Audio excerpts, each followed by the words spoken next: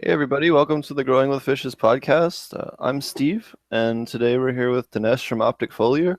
Marty will be joining us shortly. Also, we might get a surprise visit from Roger from True Aquaponics, and Fish Ganja Guy is hoping to be able to join us here shortly. So, sorry about that. Didn't mean to play the video in the background there. Today we're going to be talking about foliar spraying. For those of you guys and foliar applications and stuff like that. For those of you guys that haven't seen the show before, we do this show based around aquaponics and cannabis, and kind of both things. Some days it's more cannabis heavy, some days it's more aquaponics heavy. Today's kind of a good split between the two, so it'll be a good episode. Before we get started, I just wanted to plug Marty and I are doing a online aquaponic class next weekend. If any of you guys are interested, you can check it out over at potentponics.com. Just hit the shop section and you'll see it under there for the online class. And we'll be teaching that next weekend. We'll have Marty's going to do a bunch of live demos from his grow. I'm going to do a real nice live hash making demo. We'll go over a couple of different kinds of hash making, not just one, so it'll be really cool. Definitely won't want to miss it. Alrighty, thanks for joining us, Dinesh. You want to tell us about Optic Foliar and what you guys do, and a little bit about your company? Yeah. Hey, first off, thanks for having me on, and nice meeting you at that recent event. Yeah, you can mention that too. Yeah, we met at the Dude Grows Cup a couple weeks ago. Yeah, no, that was a good time there, and pleasure meeting you there. Yeah, my name's Dinesh. I'm with Optic Foliar.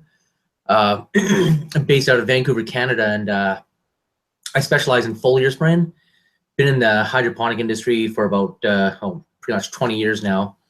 Right after school, got a job in a hydro shop. Worked at a hydro shop for about 6-7 years.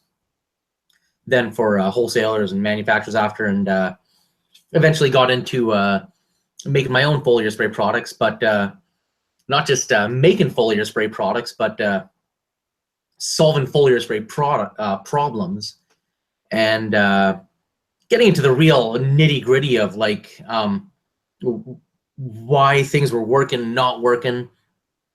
And in what it came down to is that when you take a leaf, and a cannabis leaf, and you blow it up 10,000 times, inside of that leaf, there's a big factory. There's multiple things going on.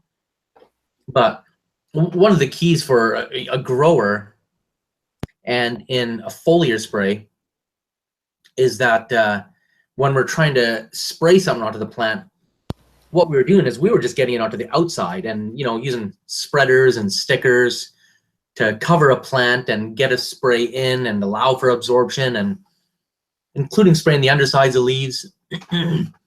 But when you look at the composition of a leaf and when you blow it up, it comes down to there's a region there called the mesophyll layer. And, it's something that I talk about a lot, and I have in videos and on our website and whatnot. And the reason I go on and on and on about this mesophyll layer, and you'll hear me say it over and over again, probably tonight as well. But when it comes to a plant growing, that's where the leaf takes all the light energy and the nutrients that it's uptaking and converts it to sugars and growth. So when it came down to a spray, when it was sitting on the leaf surface, it wasn't necessarily getting the maximum benefit into the plant. So that's where the first challenge is that, how do we get the spray into the plant? And that all started with our product transport. Think of a wetting agent, think of a delivery agent. I think of it as a carrier or a transporter, a delivery agent. The reason being is what we're doing with it when you spray it onto a plant is that rather than spreading and coating the entire plant, we just want you to spray the top of the leaf. And the reason being is that transport's going to take whatever you mix it with, and it's going to make the plant soak it directly into the leaf, specifically to this mesophyll region. So now that we've been able to solve that, there's a few other things that we've been able to solve along with it. The big one, and this one is one that kind of sets a few people back, is you can now spray it with lights on. Full sunlight, indoors, outdoors. And there's a number of questions that'll come up as well as I say this. So spraying with the lights on, why? The burning, the damage. Absolutely, yes, with other products, because what we're doing with other products is we're coating the whole plant. We're not getting it into the plant. And beyond that, we're leaving the salts on there. And that's why even some of the newer products, they tell you to wash them off after. So spray it on, wash it off a few days later.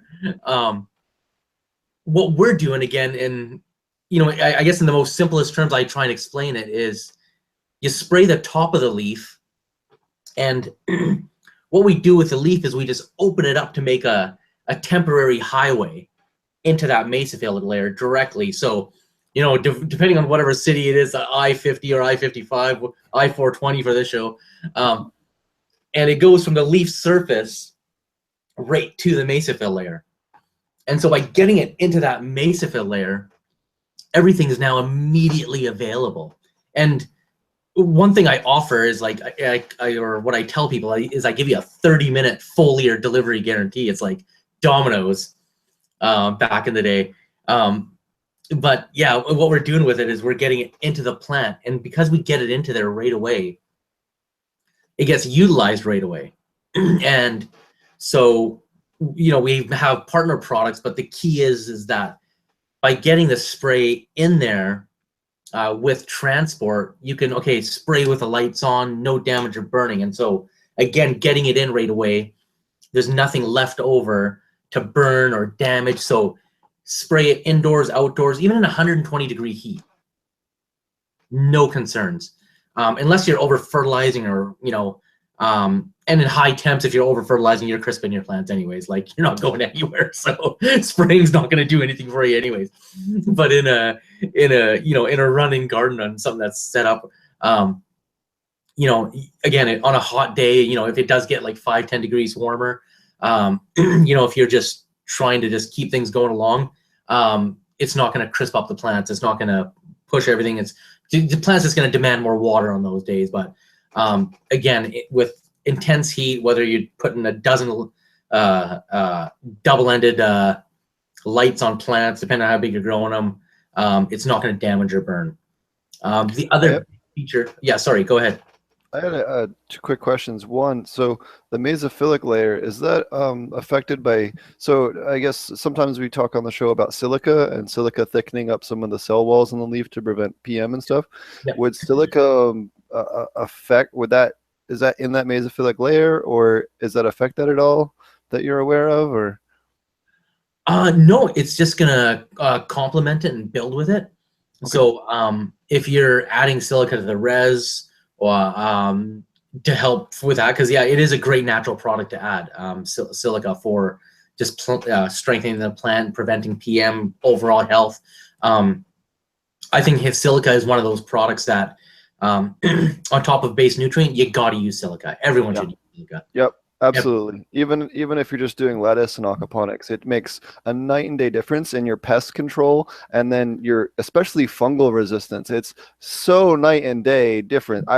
We ran a test where we intentionally introduced PM to a lab that I was working at, and the system that had above, we ran it at 0 parts per million silica, 60 parts per million silica, and I think 120 parts per million silica with lettuce and tomatoes. And if memory serves me right, it's been about 2 years since I did the test. Anyways, the one with the two with the silica just ignored the PM, and we dumped it heavily on from that pretty heavily infected plant right onto the rubbing the leaf surface, like really grinding it in there to make sure they got infected, and it just would not take in the silica systems. Yeah, and that's why I think on whatever anyone's doing, silica's got to be something that they're using on a regular basis. I just wanted to make sure that it wouldn't hinder your using your kind of what you're talking about. That's all. No, we haven't found anything that doesn't complement it, other than like living biologicals, spraying them together. but in terms of like what you're root feeding, no, it doesn't interact or work against it. Awesome. And then the other question I had, you kind of touched on it a little bit. So I've heard that, you know, you should always spray when the lights are off, which you already kind of addressed that about the salts and stuff. But I've also heard that it's best to spray about an hour after the lights come on, because that's when the stomata are at their largest diameter. Do you want to talk about that, or is that wrong, or what? You know, when exactly during the light cycle would you suggest people foliar spray? In terms of the stomata, they're on the undersides of the leaves. Yep. So in terms of spraying on the undersides of the leaves, that's something that we can save you the time on. So there is a theory that spraying the undersides of the leaves gets it in, and yes, people have talked about doing it in the morning because that's a time. But again, the thing is one, are we getting it to the mesophyll layer? Is it working? And transport, our carrier, it gets it in through the top, but it gives you the durability to not have to spray the undersides and only have to spray the tops, and you can spray it any time during the day. So whatever you want to spray at any time during the day, you can spray it, whether it's 10 minutes after the lights come on, an hour after the lights come on, or 3 hours, or any time during the day. But in terms of directly that time, I think that's one thing that was one of the old techniques that I used as well. But we never found a consistency with it. We never found anything that, especially within that time, it's such a controlled environment as well. You got to have that controlled environment and the healthy plants. But yeah, it's just something that we just haven't found to be helpful. Like, you can do it at that time, but we've made it easier where you can just, like I said, with our transport, do it at any time and get it in there right away. Awesome. I'm sorry, I didn't mean to interrupt you. You were talking about the difference in your delivery method, I believe, before I interrupted you. I apologize. Oh, no worries. Yeah, so with our transport, like, you don't, okay, so we touched on you can spray it in full sunlight. You don't have to spray the undersides because we're getting the full delivery through the top of the leaf. Another one is people used to pH it, and like, the question you had about the undersides and the stomata, don't got to worry about that. You don't have to pH the solution. And the other concerns that have come up is like spraying in high temps, low temps, and high humidity, in terms of adding to or being the cause of powdery mildew. So again, it doesn't. You can spray it in the high temperatures and low temps, and in terms of high humidity, you can spray it in high humidity, and it's not going to lead or add to powdery mildew. Or we make products to kill powdery mildew, but that's a different conversation. But in terms of like transport and getting a foliar spray into the plant, it's a game changer, because the reason I say so is the other categories of wetting agents, they come down to alcohol, alcohol base, saponin base, yucca base, and you can't.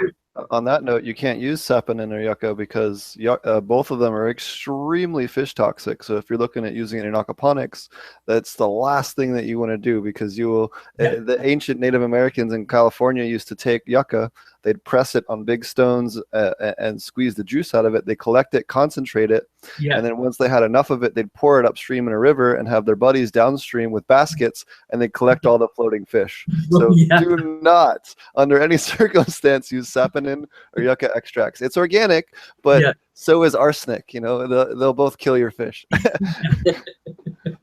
I'm sorry.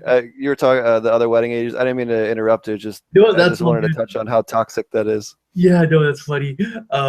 But yeah, so like they're different categories, and they're all meant to spread, stick, coat, and allow and try and get it into the plant, but it doesn't guarantee it's going to get it into the plant.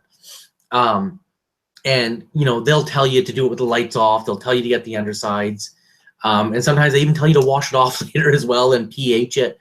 I've done all that. I've tried it all.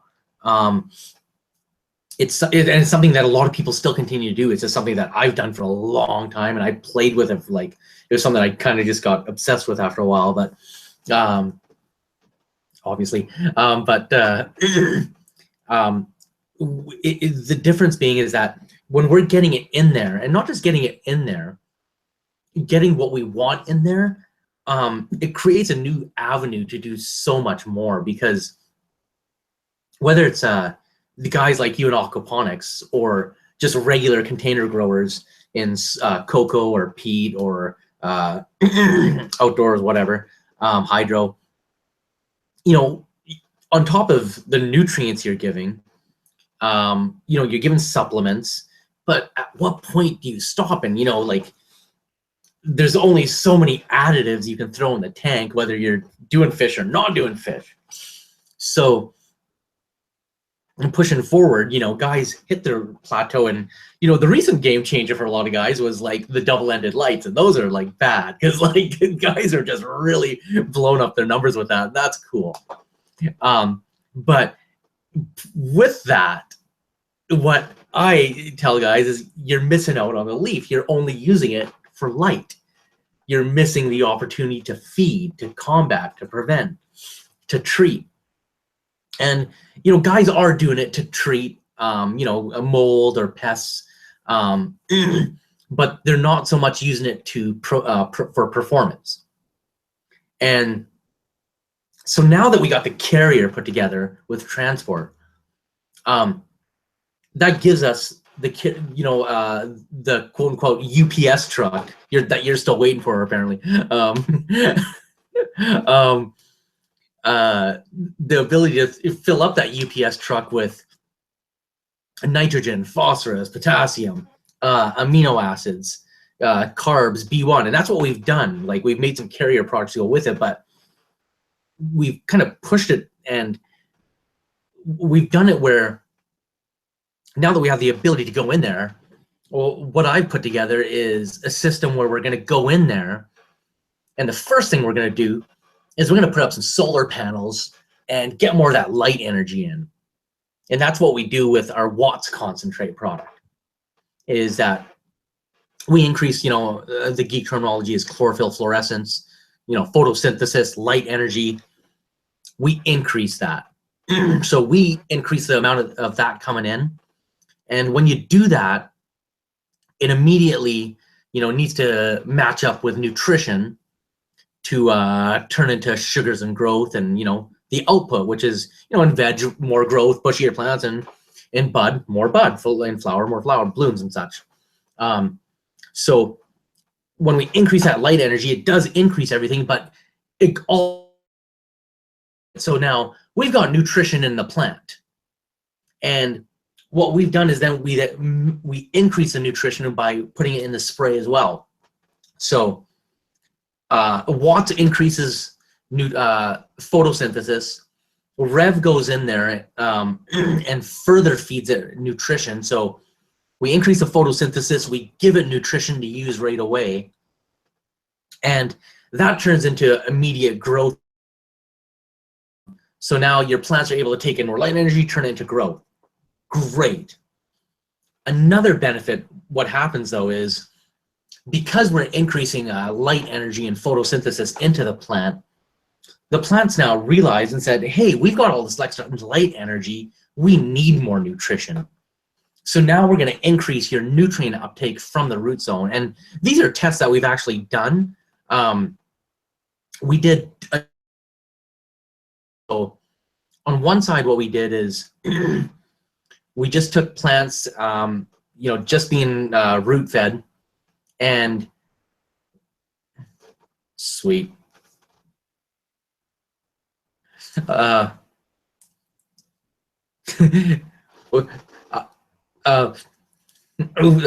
took some plants and we didn't spray one side, and then we sprayed one side. So after spraying the one side, we took random leaf samples, had the plants that weren't sprayed, plants that were sprayed, and basically after 4 or 5 hours, there's, you know, between NPK and macro intake, it was about 50-60%. And then on a root feed test, what we did is just base nutrient, you know, no foliar feed one side, foliar feed the other side. And just on the uptake, it increased NPK and micro uptake by about 30%. So what I'm trying to make is that through the leaf, we can increase more light energy, more nutrient uptake, and nutrition delivery, so that in one spray, and that's what we try and do, or that we have done, is we put it all into one spray rather than multiple sprays. So with that base performance spray, we then give you the ability to add in mold control or bug control and still do it with the lights on and just spray the tops. But what this gives the grower then is that when you've got your garden put into set in, and you're able to get another new round of growth or push growth just by through the leaves. That's awesome. So do you want to tell us some of the benefits that foliar feeding would have over, you know, dosing to the soil, or some of the other methods that are out there? It's going to complement everything that everyone's doing. So whether you're in aqua or you're in soil or cocoa, you're feeding your plants, you're using lights. What our foliar spray is going to do is give it the direct benefit, and it's going to increase what you're already doing. So you already got money invested in lights and your nutrients and your reservoir and whatever you got going on in there. Let's get more of it in there. Let's get more light energy in. Let's get more lumens in. Let's get more moles going. Let's get more the phosphorus and potassium into the plant, because those are just keys into getting more bud and more bud development. Awesome. What are some of the more common questions that you get on a regular basis with some of your foliar stuff for full, you know, as a foliar product company? I get a lot of pushback, I think, first and foremost, and for really good reason. Because just like when I used to foliar spray a lot of products, some of them were good and they worked, but they all had a side effect. And so, you know, I had some routines where it's like, okay, Monday you're spraying a pesticide, and Wednesday I'm spraying a nutrient spray, and Friday I'm doing a mold spray, and in between I got to do a wash off in between, and you got to time it as such so that you do it in the middle of the night. And, you know, who's got cuts and bruises from spraying in the middle of the night, right? And getting under plants and whatever, just the fun that happens. So it's just, you know, making things easier. It complements what you're doing, and just allows you to do it at any time. Awesome.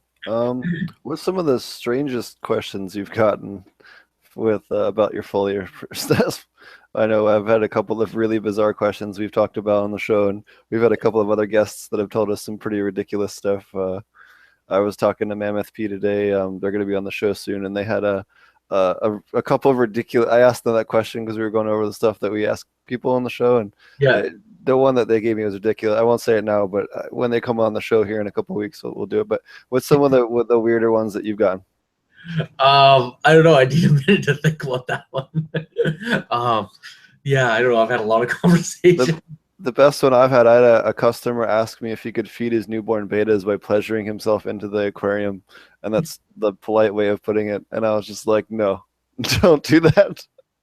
But the guy was dead serious. He read it on some online forum, and it's just like, this is why we should not have online forums. No, I was kidding. I've had some guy tell me about using used tampons. You know what? I have heard. I did meet now that you mention it, I did meet a girl in Boulder, or not in Boulder, in Arcata,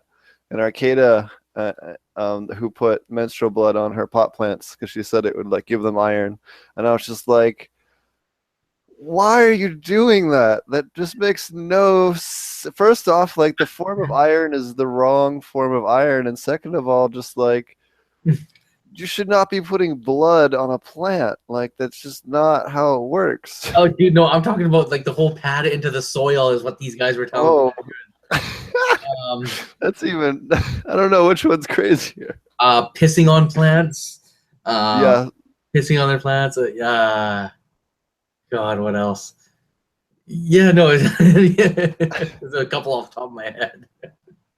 So you were talking about earlier before when we were first talking out of DGC, you said you're working on an aquaponic specific foliar spray?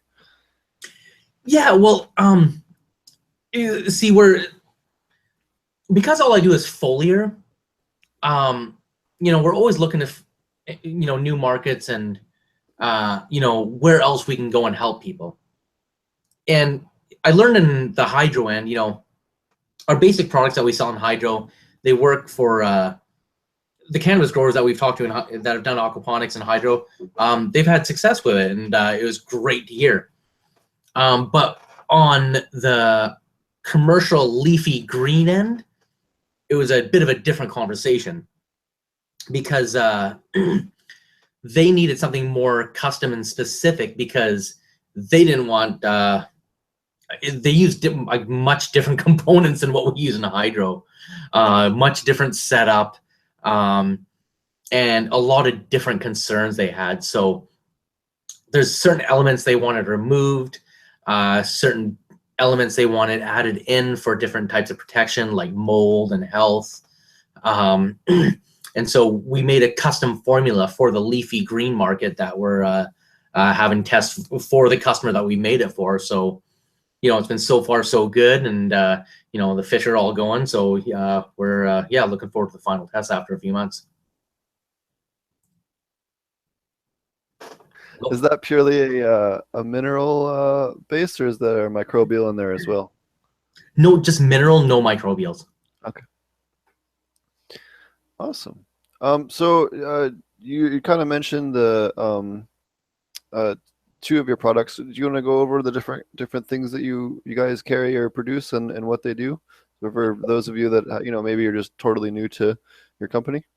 Yeah. So the one we touched on earlier was the transport, and that's what I call the carrier delivery agent. It's what lets you spray with the lights on and gives you no damage, no burning, no residual, and you only got to spray the tops. Don't got to pH it. So, starting with water, that's what you would add to your water. After that, we have our Watts product, and you would add that in with the transport. And that's a product that's going to increase photosynthesis, and whether you're indoors or outdoors, it's going to increase the amount of lumens and photosynthesis production within your plant. To complement all that energy, you add in our Rev. That's a product that's going to give it a full spectrum of nutrition, so macros, micros, vitamins, sugars, B1, carbs, all that good stuff. So once we increase the light energy, while we're getting more nutrient uptake from your roots, it's going to directly allow your plants to take that light energy, convert it into growth. So you'll get multiple surges of growth after spraying, our products. So they're all mixed together. And that's what I call the base for our performance. But we got a natural mold spray that you can add in called Attack. You can add that in with all three products. And depending on what type of growing you're doing, you can also add in like a product like Azamax or Neem or Pyrethrum or like a green cleaner style product. So then you get five products in one. And, going back to where I used to spray on Monday, Tuesday, or Friday, Wednesday, whatever, 5 days a week to wash and clean and protect and grow, whatever. Now we're doing it in one bottle. And there's a lot of reasons I wanted it in one bottle. Not just because it's convenient, but there's a lot of things that come along with it. So when the one thing I always look at is when we're combating bugs and fungus and slow growing plants and root rot and lockout and deficiencies, we're losing growth.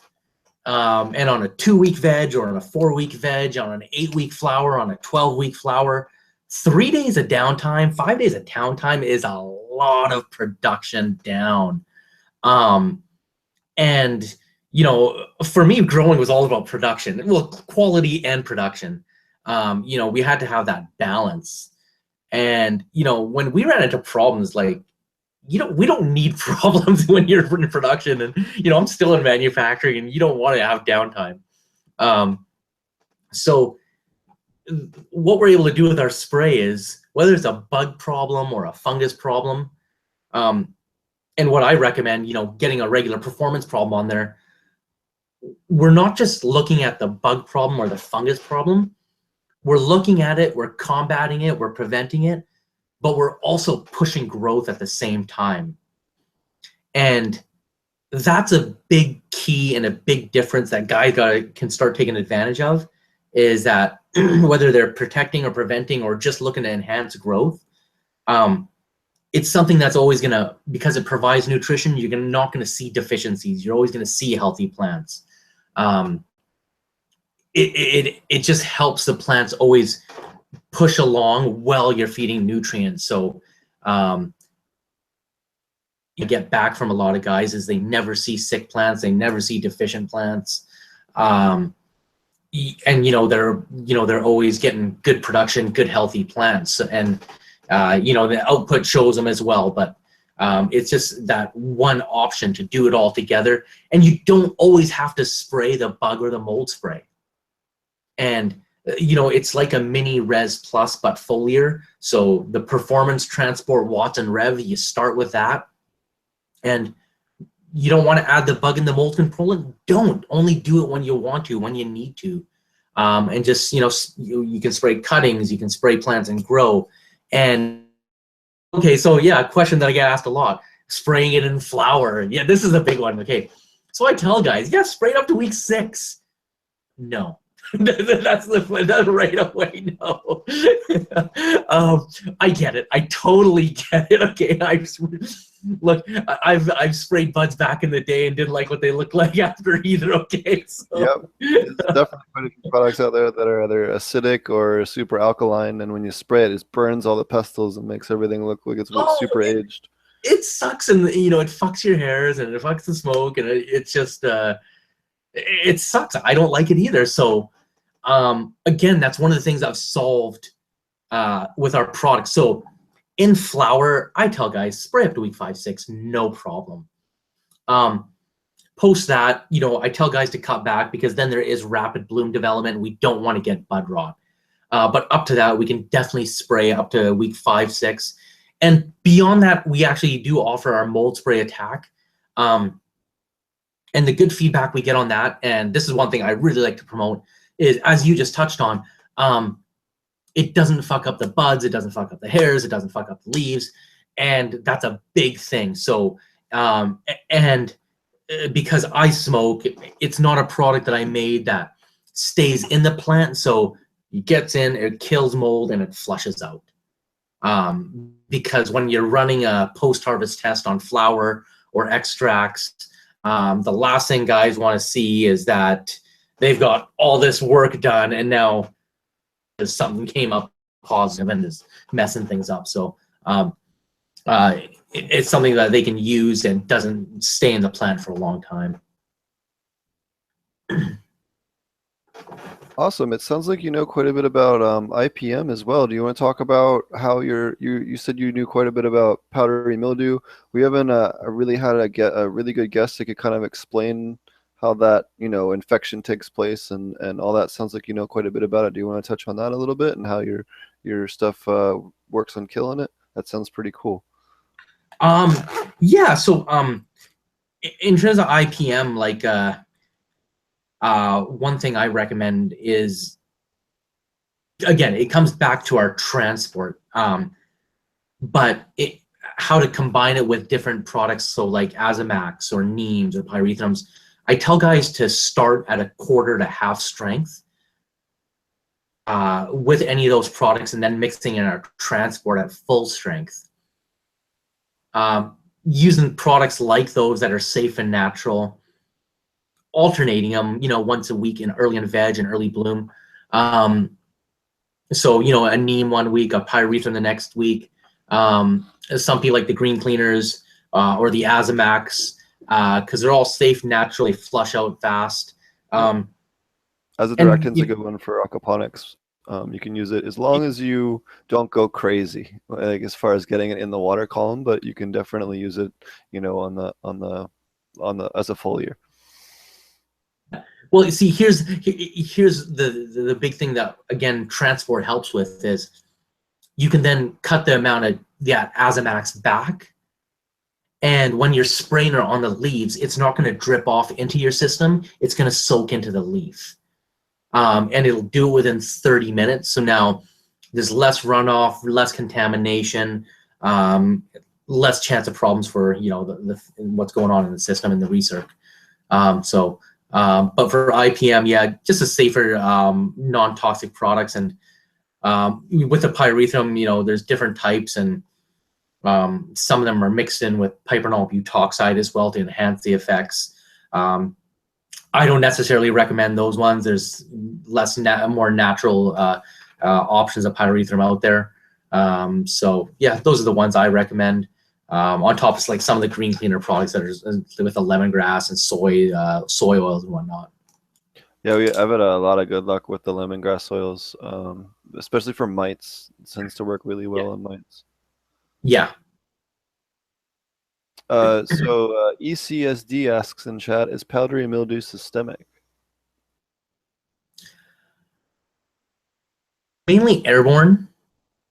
There is rot that happens in the root zone in different systems, but powdery mildew specifically is airborne. Yeah, so that's actually something that I've heard. It's kind of like both answers are right. So at least from my understanding is that so it is airborne and it spreads that way, but when the spore lands, it kind of buries itself in the leaf and then kind of spreads inside the leaf tissue. That's why it is important to always trim off your infected leaves. But it just because you have it on part of the plant doesn't necessarily mean it's in the entire plant. It just means it's in that local area and can spread through the plant pretty quickly if you don't handle it. But yeah. But again, as long as you're keeping up with your preventative stuff and keeping your silica high, it's pretty easy to eradicate it. And then have a spray in case it does crop up. Sometimes you have weaker strains that really just, no matter what you do, are still a little more prone to powdery mildew. So yeah, and that's something I tell guys is that some of the genetics crossed a lot, and I get a lot like we have another product switch for seeds and Hermes, and we sell a lot of it. Guys have funky genetics, or different seeds, or that they've got of different places or companies or buddies, and it's just these genetics have been bred, and they're just not strong, or they're great plants, but they're just herming and seeding out, or they're susceptible to mold or bugs, or mainly mold is the other second problem I find with a lot of crossbreeds and genetics. Are you talking like bud rot or root rot or? Mainly powdery mildew. Oh, okay. Alrighty. Did you have any other big points you wanted to go over? Other things that you guys specialize in, or any other cool info, or maybe projects you guys are working on or have worked on that were particularly insightful? Yeah, one I guess I touched on earlier is our project with a company that's growing food and tilapia and leafy greens. So they're a company out here, and they've been supplying local restaurants and different farms, and farm to table leafy greens and fish and whatnot. So we made a custom aquaponics spray for them because their demands compared to cannabis growers were much different. So we made something very specific for them, because there's a lot of things that we had to take out that wouldn't lead to rust and directly killing fish with certain ingredients. like zinc, and adding other elements to help protect the plant, prevent mold was the big one. Preventing mold, and just enough to promote growth without killing fish and runoff or anything negative. And so that's something I'm really excited about, and looking forward to seeing the results on that, because I think again, it's I find aquaponics really cool, and the potential of it on so many levels, because you know, you're getting fish and leafy greens at the same time, and that's just fantastic. But if we increase that output of leafy greens, then that's just be totally wild for me, because I just love being able to provide sprays for people where we can help them increase their output, get better growth, get better yield. And you know, that's what I love hearing back from customers after they try. Do you have any questions about aquaponics? Maybe that's the other way maybe that's a better question. Yeah, I'm curious to learn if there's other types of fish and what other plants are new or like easy to grow and like this ones, outside of the common ones like tilapia and leafy greens. Yeah, so depending on how the setup is, you'll get different benefits. So if you're trying to grow root crops like potatoes, carrots, onions, garlic, for example, you'd be much better off doing something called a wicking bed, which is kind of like a grow bed that would have a liner in it with gravel on the bottom, a piece of pipe that goes across the bottom of it to allow us a manifold that goes all the way up to the surface, and then a layer of shade cloth on top of a layer of stone, and then soil on top, and then basically you either top it off with fish water from your system and just do kind of like an export to, you know, just like a one-way like termination kind of thing, or you can plumb it straight in line and have the water flowing through that bottom gravel layer and just make it a little deeper, and you can run it slowly in line and into a recirculating system, and that allows the water to wick up and it gets all the nitrogen and everything. And then you can actually choose the moisture level of the root zone based on how deep you put it in a wicking bed. So if you're growing really peculiar herbs like osha root, for example, needs a very specific moisture level if you're going to try and grow it on a large scale. And that's one way to do it, is to basically choose the depth on it and how deep they are, and then you can get, it won't change because the water level is going to stay constant at the bottom. The moisture level will always be the same, after it's had about a week to stabilize, and it's really good for really finicky herbs that have really peculiar or higher than normal moisture level requirements for their root systems to do well. There's a couple of other herbs. I can't think of anything off the top of my head, but then you can grow root crops and things like that, and it's no problem. Some of the other things, so if you're going to do herbs, so like something like rosemary, basil, anything that's going to produce like an essential oil, you're far better off growing them in something like an NFT, or even doing them in specific pots that you can occasionally lift up and prune the roots on. Because when you prune the roots, the plant thinks it's under attack by insects and will produce more essential oils without you necessarily damaging the part you're going to harvest. And then you can pop them back in, and then basically the plant will become a stronger flavor or a stronger smell and produce more essential oils. So that's another way, to produce them. And then if you're going to try and do high yielding stuff, flowering, fruiting stuff tends to do a little bit better in media beds, or something that you're going to go long term.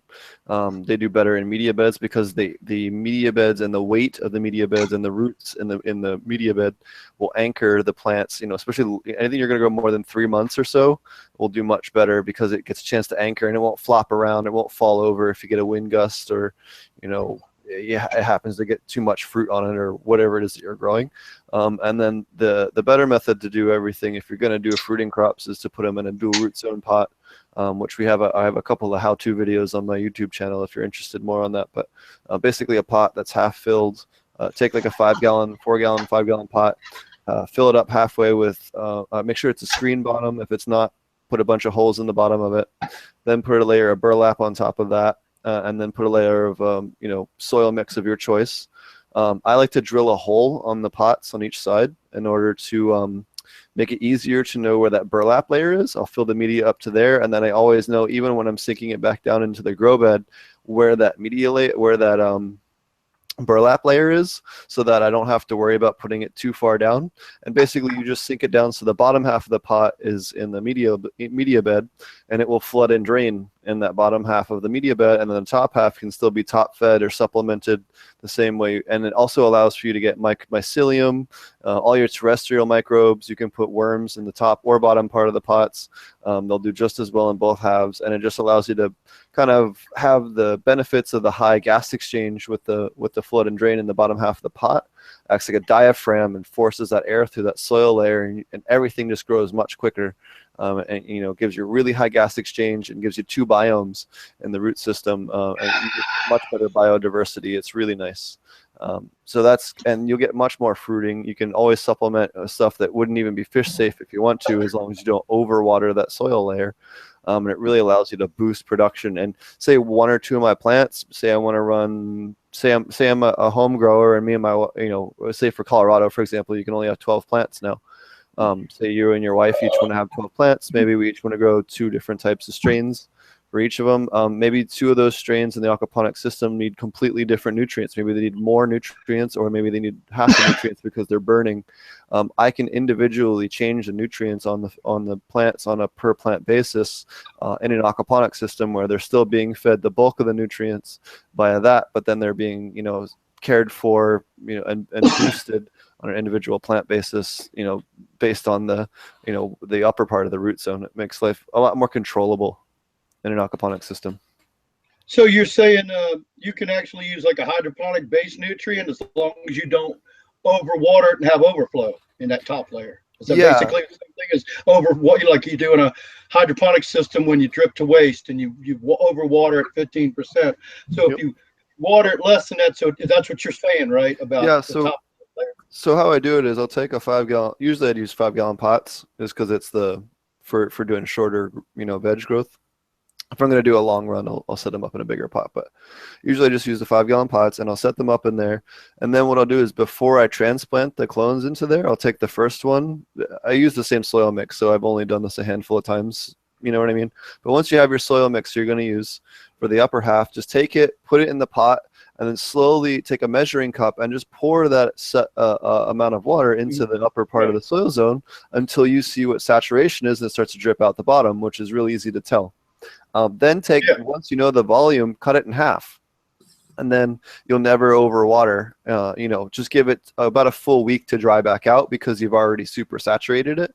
But as long as you do that, it's no big deal. Now I tend to stick to fish safe nutrients that I'd use it. I might use them extra strong in that upper soil zone, especially if I'm trying to boost them, especially when I flip them. But even if a little bit gets in there, which almost never happens, it doesn't matter. It's diluted out into usually a few thousand gallons of water, so it doesn't really matter. It might change the total ppms 0.1 to 2 ppms in the whole system, most with the total drip off of the whole tray. You know what I mean? It doesn't matter.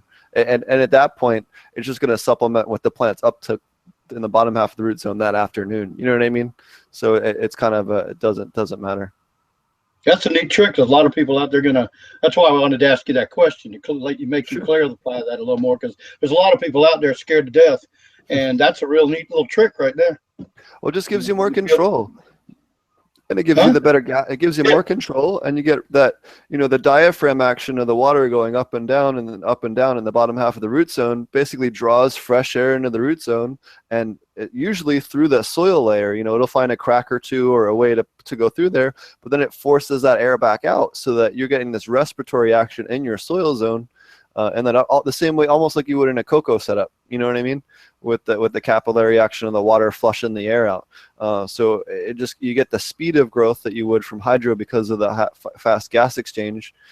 They can uptake everything much quicker, and then you have the availability at the upper part of the root zone. You can have your mycos, all your fungi and everything like that in your soil, really pumping that nutrients into the plant in the upper half, and it makes life much more controllable. You can run a slightly more acidic soil zone, to be a slightly more nutrient available than your aquaponic zone, and it just gives you a lot more knobs to turn, really. Roger, this gentleman's with us from Optic Foliar. I don't know if you have any questions on foliar spraying or anything like that on plants, or he's a forum moderator and has been around in the cannabis industry for a long time. I don't know if you have any questions. Nice. You talking? Who you talking? This fellow that? All right, tell me your name again. Nice to meet you. Nash. All right. Yeah. Well, I don't have much questions about foliar. I'm not a big foliar feed fan. I only use basically if I have blossom and rot on my tomatoes, I use calcium chelate and spray on them, and it goes away. But actually, when I teach people not to use it unless you have a problem. Now that I'm sure that's wrong in some people's opinion, but that's how I do it, and it's always worked well because what I find is through teaching for 12 years on the internet, and I'm actually I've been an administrator of the cannabis forums I work at, not just a moderator. I run the forums, and I help build them sometimes. But I just have found that I've run across so many new growers that they go and buy all the stuff and get sold on foliar feed, and then they spray it on their plants, and then now they have a nightmare. And so I say, don't do it unless you have a problem that you're going to address. So what do you say to that? Because this is great to be able to talk to an expert on this, for me. And you're like the perfect person I actually like to meet, because you've had a lot of the experiences I've had, and you've seen what I know, and what I know is you guys get sold certain products because I used to work at the retail level. I've worked with these companies. I've worked with the whole, and so what happens is you guys get sold foliar spray products that sound good, but you have nutrient companies trying to sell you something that they're not an expertise at. So, right. Like you don't want to buy a nutrient from your lighting company, and you don't want your nutrient company selling you a light bulb, right? Because that's not what they do. What they do best is nutrition. What I do best is foliar spraying, and the reason I say that is whether you use it as a need or as a cure, what we've done is we've reinvented the foliar spray. So instead of spraying with the lights off, we'll show you how to spray with the lights on. Instead of damaging burning, we won't show you any damage or burning. You won't need to pH it. You won't need to spray the undersides. There won't be any residual. And it'll enhance growth and work with your system to enhance lighting and nutrition, rather than you having to spray with the lights off and with the undersides. Because when you do that, you're not getting it into the plant first, and secondly, you're seeing the side effects, which drives you into this. Not just you, a lot of people. It doesn't drive me anywhere because I don't foliar spray my plants. My plants are green and beautiful from start to finish. But I'm talking about beginners. These guys that are, we teach 45 to 65-year-olds that are just realizing they can get off of Vicodin and Dilaudid and then start smoking or vaping meds or having edibles, and it's a revolution. I don't teach punks. I don't teach stoners. I teach grown, retired professionals, doctors, lawyers, police, military, a judge. I even have a judge on our forum, an ex-judge. Yeah, right on. I mean, it's amazing, but they get into it, and then they go on there and somebody tells them, oh, you got to buy all this stuff. Like don't even get me started on advanced nutrients or something like that. But I'm not, don't even get me started. So, but I'm not a foliar spray. Well, like I said, I'm a professional hydroponic greenhouse grower for Whole Foods, and I'm a certified South Carolina grower. which is a USDA. I'm basically certified grower by the USDA because it's a USDA program. But the only time I've ever I tried it a couple times way back. I didn't really see anything happen, and I think I got a little burn from some product, but I've never really tried to do it that way. And I've actually been one of the fortunate people that in the 12 years I've grown, the only time I have problems is when I create them because I'm doing an experiment to show you how to grow. I don't have problems because I always followed the directions. I mean, I did what the mentors that told me to do. I didn't do crazy stuff. And like I said, I use calcium chelate, and I put I think it's a teaspoon in a spray bottle or a gallon, and spray my tomatoes if they get blossoming rotten. I mean, it works. So it does work. Foliar feeding can work under the right circumstances. Yep. And I came in late, so I really don't know what you're exactly trying, or what exactly you're trying to do with your product. So could you explain? Do you mind, Steve, if we do a double dip here? Well, real quick, Fish Ganja Guy's slightly pressed on time, so let's. Oh, I didn't. It's okay. I've got a little while before. I thought we were alone. I didn't want to interrupt your double dipping. He got life aggro earlier, so we had to. I was I had to have a driver because I'm blind. I had to have a driver come pick me up so I could go to the grocery store because my old lady hadn't been home in 3 days. So, it's her birthday today, so she's blew me up again today. So, happy birthday, Amy! I'm having a bud for you. Cheers. All right, catch me up. Bring me up to speed. So I had to go down to the Wally World and get some food and some beer. What questions do you have for Dinesh from Optic Foliar? He's been an awesome guest so far. The only question. We're getting to. Okay, Ganja Guy. Okay, go. Sorry, go ahead. No, you can't see it, but I'm cheersing you too. How you been? How are you, been? I've been well, man. Good to see. I haven't seen you since the cup, but I did see online that your kid's birthday was recently. So happy birthday to your kid. Hope you guys had fun. Oh, thank you very much. Yeah, we had an awesome time. Yeah, it looks like it. I hope you didn't let him win. Life lessons early. Let him win. You obviously haven't seen us play Mario Kart yet. But let's see. I'm not sure what you guys covered on Optic Foliar earlier. I don't want to really double dip, as seems to be the phrase tonight. But is there anything important about Optic Foliar and aquaponic growing that I should be aware of that I was not here for earlier? No, well, I don't know if you've used it yourself in your aquaponic with cannabis, but we've used our three-part, four-part with cannabis growers that are in aquaponic systems with no issues. But for the leafy green end and other aquaponic growers, we made a completely different product for them because they don't need certain elements that we provide in like our Overgrow or Watson Rev products, whereas because cannabis plants have a much higher demand, but for the leafy green market, microgreens and such, they're just looking for something that has more micronutrients and a few other elements. Well, right on, man. That's very considerate of you guys to look at the people who aren't really in our industry necessarily and take them into consideration. I know a lot of different companies should probably do that too and start to expand a little bit. Go ahead. See, that's one funny thing is like it's not a big segment of our business, but we also actually sell to flower growers here locally. Every region, a lot of regions have the floriculture industry where the flowers that are available at the Costco, Safeways, grocery stores. So a lot of the big growers for BC, where I'm at, they're all in the Fraser Valley here. And we supply a lot of our transport to them for use in spraying with their pesticides, fungicides, and sprays to reduce costs, and they do it in the middle of the day.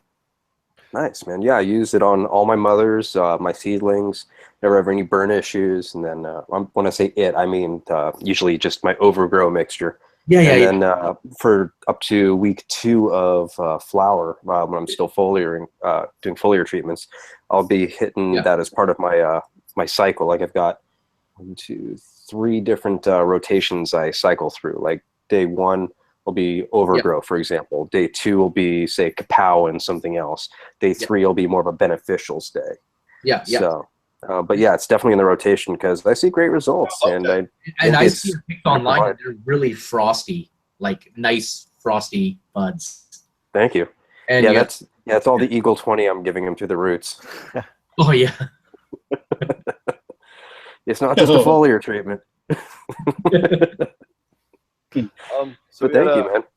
We had a question from chat, and it goes, "Oh, do you want to? Is your product a flower initiator?" I think it was back when you were talking about Switch. Do you want to talk about Switch a little bit? Yeah. Okay. So that's another unique product we make. So that's a product to stop seeding, herming, in flowering crops, and the reason that's become popular for us is that, again, sometimes it's light leaks or timer mess ups or whatever. And in other situations, it's to prevent and combat seeds and like different genetics that aren't so strong. It's like reverse. Yes. Like reverse. Yeah, that's the one I use. That's what just came to me when you said that's what I used it for. Reverse. Yeah. Okay, sorry. Yeah. Yeah. But if you use it in early bloom, another couple of side benefits is that it triggers them into bloom right away. So if you use it on like day 1 and 1 of bloom, your plants will go from veg to bloom like overnight and start triggering them. So usually, like depending on the variety and crop, whatever, when you trigger your plant, sometimes the crowns will start at around day 10, 12. In this situation, they should start around day 7, 8. Nice. Yeah, I've noticed that myself. It's not just for people with light leaks and stuff. For me, I'm just cursed, so I like to keep Switch on hand. He is cursed. Every time he grows something, you need to put a webcam on your timers. I've just decided because to catch the gnome that sneaks in there and every time he goes leaves his house, something screwy happens with his timers. Yeah, dude, there's a gnome that sneaks into the garage and starts jacking them up. Or there's a gremlin in there. Regular seeds? Are you growing regular seeds that are herming or fems? I've had both. You've had herming from your feminized seeds? No, but it's not just about the herming. It's about issues with like my timers and stuff. Something always goes wrong with my timers. Oh, so it's like guaranteed something's gonna happen. Yeah. Well, what was your question? You had a question, Roger? Oh, well, I was just going to ask him to go back to tell me what products he's selling and what they do. Oh, wait. Sure. That was my thing. I just wanted to just like do the start where you talk about what you got so that I know what you're talking about instead of being in the middle of the conversation. Sorry. Yeah. Sorry. Sure. Yeah. I think 2 products that can really sum up our line is our transport and overgrow. Transport, if you think of a wetting agent, what makes it different from a wetting agent is that it lets you spray with the lights on, no damage, no burning, nothing to wash off. You don't need to pH it. You don't need to spray the undersides of leaves. And one easy example of how to benefit from it is take a product like azadirachtin, use it 1/4 to 1/2 strength with transport, spray it lights on, just the tops of the leaves. You won't see the damage or burning, and the plant's gonna absorb it within 30 minutes. So it's a guarantee I give, our 30-minute foliar delivery guarantee that once you spray it on, within 30 minutes it's into the plant. So that's called transport. Yes. All right. So the overgrow you were talking about is yours too, but basically, so this is something that's important too for a foliar. You just brought up something for all you people out there. What you're saying is you spray it on the leaves only. Yes. And don't spray it on your buds. Right. Yeah, and that's everybody out there, that's important. Because 12 years of moderating, sorry. Yeah, no, absolutely, and that's another common thing I try and bring up too as well, and get asked is the leaves are, like I mentioned before earlier when I was talking about the mesophyll layer. That is the input, and our bud is the output. Right. Yeah, I agree. Yeah, that's why we teach people not to defoliate. That's what I do anyway. Yeah. So when people use spray products, sometimes they spray the buds by mistakes when they should be focusing on the leaves. So yeah. Okay, so all your stuff is all you don't mix it. It's all comes in and you ready to use. No, we have a concentrate, but I think a good example, and this is one I'd offer you as well, is our overgrow. Our overgrow is everything mixed in one. So it's a product you can spray lights on, it's ready to use. It's going to increase photosynthesis. It's going to provide nutrition directly. It's going to increase nutrient uptake. And it's going to help prevent mold and enhance your plant's health all in one. Nice. And at the same time, if you want, you can add an azadirachtin or a neem oil to it at any time so that it's performance plus mold and non-toxic, non-carcinogenic, no residuals, nothing to wash off, just spray the tops. And it works. And this is a big thing that I also want to leave. Tops of the leaves. Just the tops of the leaves, but it's meant to work with your system. So you've already got the lighting. It's essential for plant growth. We have to have sunlight. Like, we can't grow plants without sun. We have to have nutrients. So what I'm trying to do with this spray is not just give you a spray that directly benefits through what I'm trying to do, which is nutrition and growth and yield and performance and health. That's in the product.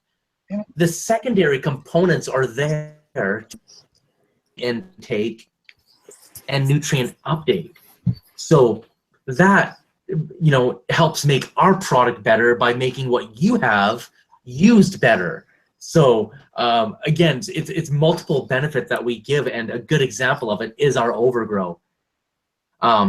Spray it on cuttings, spray it on grow, and spray it up to week 6 of bloom safely with no bud rot, mold, damage to the hairs, damage to the bud development. It's just going to enhance your output on weight, on quality, on yield. Like, check out Ganja Guy's Instagram. Like, those are some frosty nugs.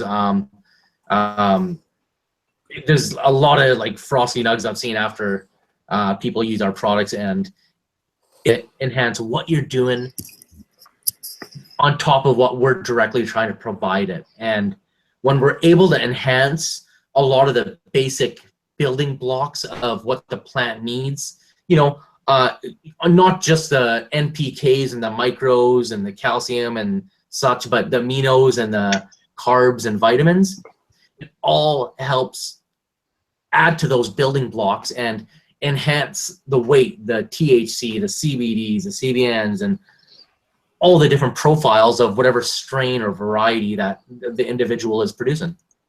You said you claim that it helps uptake the light better. How do you prove that? By increasing photosynthesis, it increases nutrient uptake. And one of the tests we did. Increase photosynthesis. You spray something. How does that increase photosynthesis? We're increasing the chlorophyll fluorescence. Sorry, you're asking. Yeah, we're increasing the chlorophyll fluorescence. All right, that's fine. There's other things. Another way that you can do that too is like with phytocyanin isolates and other things like that as well. You can. I know. Have you ever worked with any of those, like lactobacillus ferments, or had it talk to anyone that used your product with those at all? Like the living bacterias? Like the milk ferments, the lactobacillus ferments. Yeah, see, we're not compatible. Our transport's not compatible with any living bacteria or biologicals. Okay. So we can't look at using it, and we don't tell people to use it with, like, even compost. Some guys that are making their own teas and such, we tell them not to use it. Okay. So is this synthesized? Your product synthesized? It's only synthetic, but nothing carcinogenic or toxic. Just wanted to clarify that, because when you said, well, can't put any bacteria in it, and so it sounded synthesized to me. Well, yeah, it's like I remember Dinesh mentioning that whole thing with the biologicals a while back. So when I'm doing my rotation, I make sure that if I do any recharge or OG Bio War foliar, I make sure to do that on a separate day, because I know that it's not going to have any residual effect even like a day or two after spraying overgrow. I'll be okay to spray my biologicals the next day. Yeah, I just make sure that I don't mix it together in the same container. All I'll ever mix with my overgrow, or even if I just use the 3-part without the ATAC, is just a little bit of Azomax, but less than I normally would, because I know that it's going to make it more available, and maybe a little bit of kelp, just so I can get some of those phytohormones in there. But as far as biologicals, next day. Yeah. So what else do you have? Sorry, you can mix it with organics. So like the sea kelps, nitrozymes, take them quarter to half strength, mix it with transport, or you can mix it in with the overgrow. It's going to make it look a little funky because that's what the organics within the kelp or nitrozyme products. But yeah, you can mix them in or just use them with the transport at quarter strength, and it'll really, because I've had some guys use it with the nitrozyme and they've been really happy with it. Cool. But yeah, your other products, sorry? Your other products, then we've been talking about overgrow now, so that's your first thing. Yeah, so overgrow is a mix of our 4 concentrates. Transport, so transport, which gets it in, which is the carrier, delivery agent, wetting agent, if you want to call it. Watts is what increases chlorophyll fluorescence. Rev provides nutrition. Attack is for mold and plant health and immunity. And they're all mixed together, and that's what makes up our overgrow. And we just give customers the option to get it as a ready to use or as a concentrate for, savings and convenient, or well, as an issue specific product or an all-in-one. You sell both. And I think it's cool too that you got the leafy, but because I do the same thing with my nutrient mixes that I make. So I make my own nutrient solution. Yeah. So I do the same thing. I got a leafy green model, and I've got a bloom, flowering vegetable set, like tomatoes or cannabis, model, which has the higher phosphates and potassium. But my leafy green is just a balanced, nutrient form. Basically, it's a 10-10-10 liquid 10-10-10. But that was for my commercial, and again, I think it's great as if I wanted to turn it into a cannabis product, it'd be great for the grow product, and then they would use my fruiting formula for the flower. Or it could even be, I can manipulate it any way I want to. And that's one of the things I teach people how to make them myself. But that's still in the process, and I have to do a lot of repurposing, like buying bulk 50-pound bags and repurposing, 5 and 10-pound bags to resell them to people. But I do a service here in town where I go to people's greenhouses and I set up systems. And then I show them how to make nutrients themselves. So they don't buy nutrients. We make them ourselves. I buy 50-pound bags of calcium nitrate and sulfate of potash and MAP, KP, and all the other ingredients. What are they growing, flowers or vegetables or? Vegetables mostly, because, where we're at, it's very illegal to grow cannabis. But no, I do it for, people that, we're in the zone 7. I mean, it's hot down here. I mean, you can grow 10 months out of the year down here. I teach people they want to grow their own vegetables and kale, like you said, kale, God forbid, and but vegetable tomatoes and cucumbers and peppers and stuff. Most people just want a couple of plants of each, to get through the season and all. I haven't really had anybody other, I had one guy on the line, but then he changed his mind a couple of years because something happened. But I've never really got to go and design somebody else's greenhouse. But I don't want to get sideways because I want to talk about your products, because we're getting sideways because I almost said something else and then we'd be off on that. So and then the question. Roger, now that we're getting back to Dinesh, Dinesh, you said something a second ago that we also never asked you about was with the Rev, when you're talking about the nutrients that it's bringing into the plant, specifically what nutrients is it focusing on, and would you recommend reducing the amount that you're getting from your regular feedings for those nutrients? And what's the NPK ratio? Yeah. Okay. Reducing your food. First question. I'm going to answer. You guys pick it on them. No, keep your food the same. Keep your food the same. If anything, you might need to add more water and maybe top off with nutrients as you're spraying, if you're spraying more. Okay. In terms of nutrient profile, now NPK, that'll give you an idea. The problem that the NPK is not going to tell you is, and then beyond that, the NPK is really low. And the reason being is because we're getting it in foliar. We don't need the high concentration that we're trying to root feed, number one.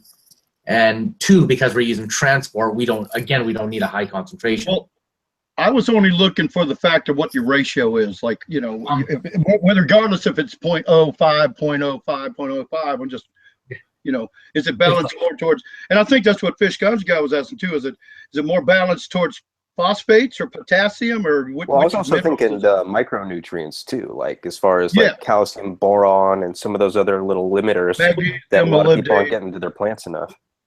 Yeah. Okay. So yeah.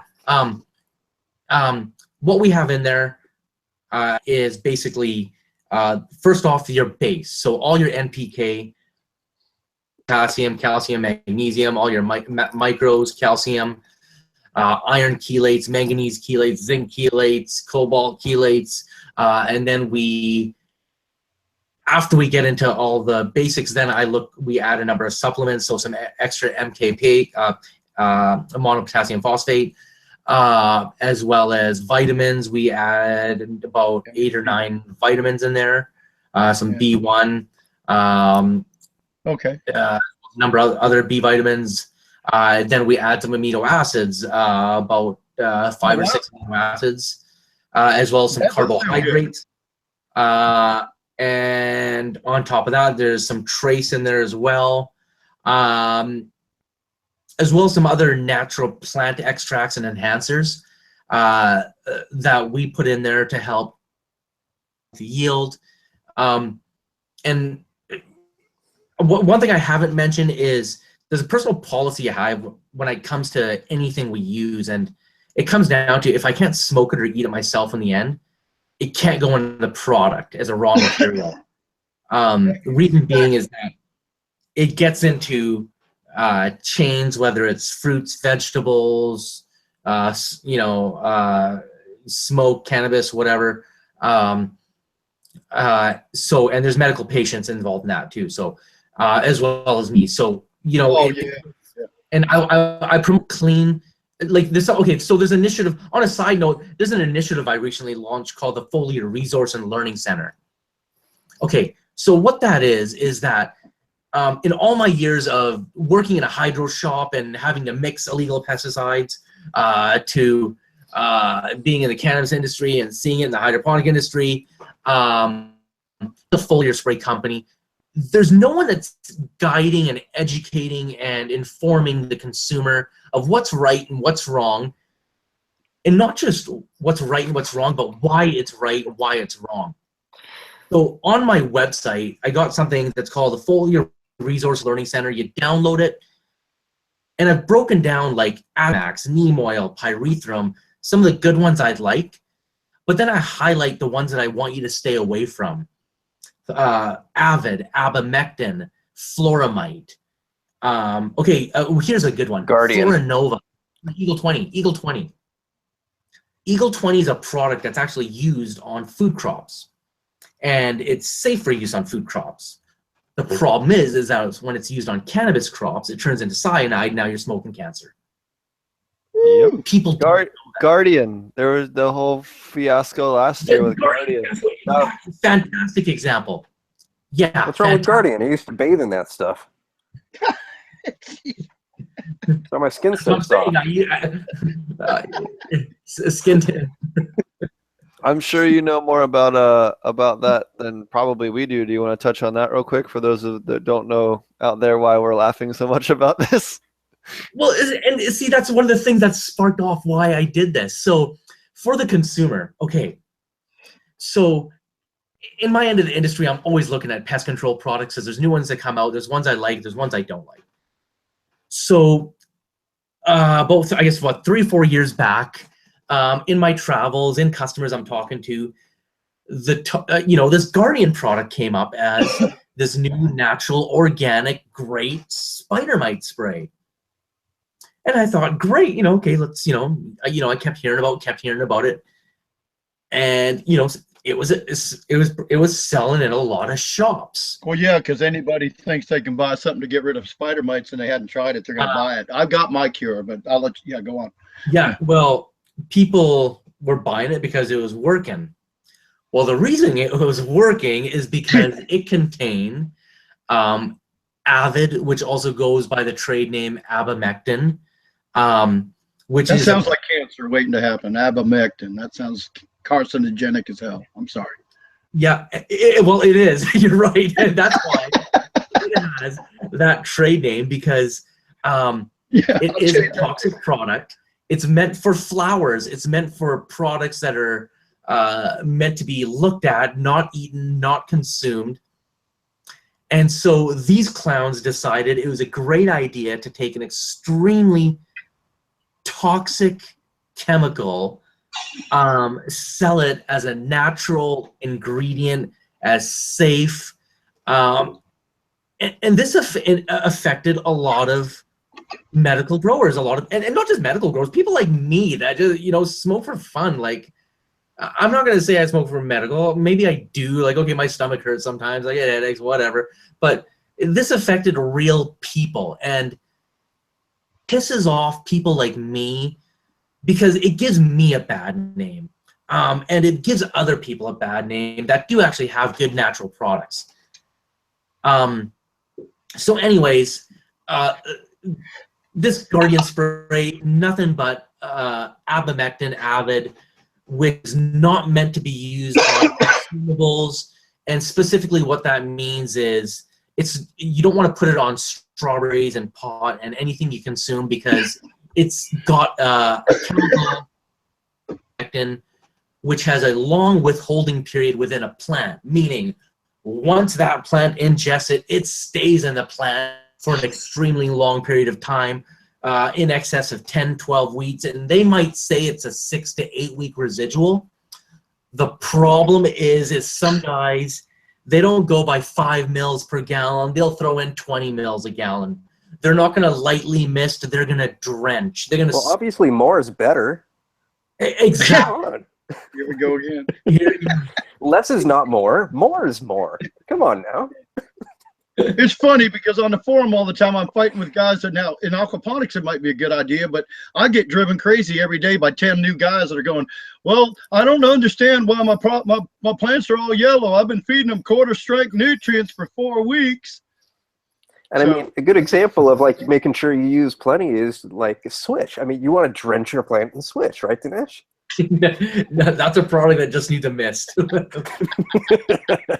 Yeah, very finely mist your plants with that one, guys. Don't do it to run off. Do not do it to run off. Less is more with that. That's for sure. Sounds like a great product, and I love the fact that when you were talking about it, when you were talking about what's in it, you were talking amino acids and carbos and vitamin B. Yeah, that sounds pretty awesome. I mean, yeah, especially if it doesn't burn anything. You know, I might have to try it.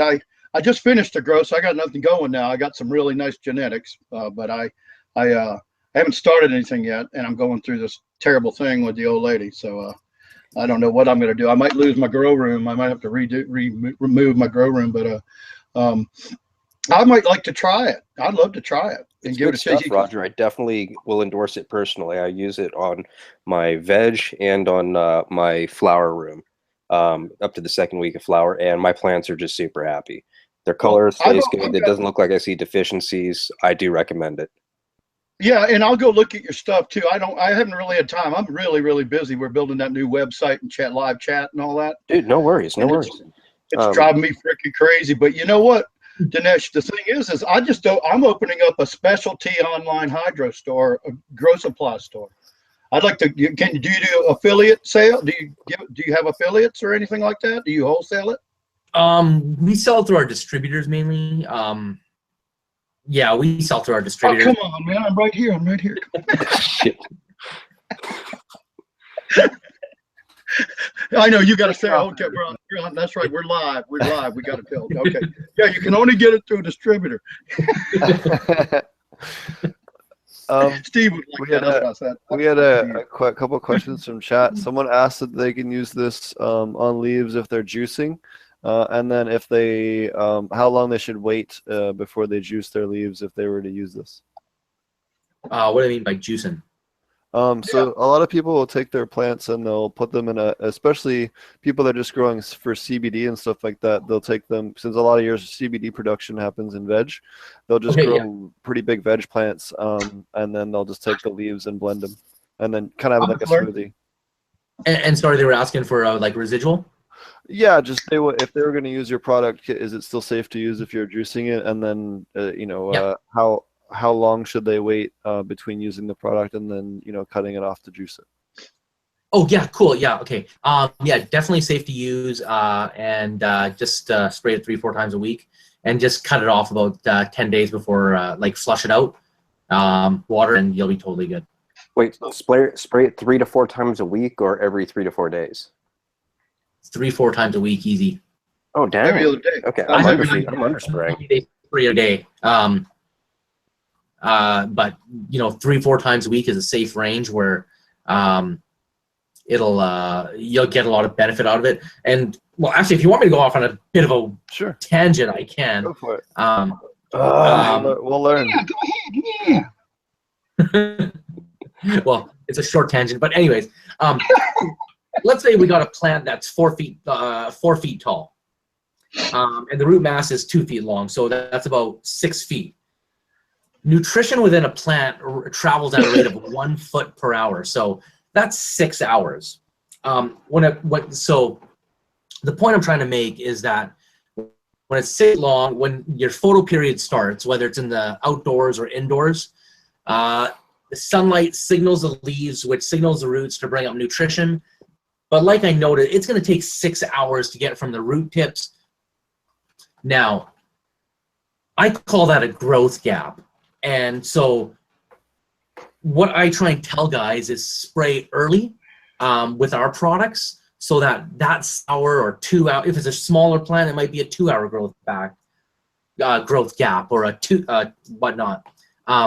But if you can spray early, you're going to fill that growth gap and use of nutrition and growth every day that you're spraying with it.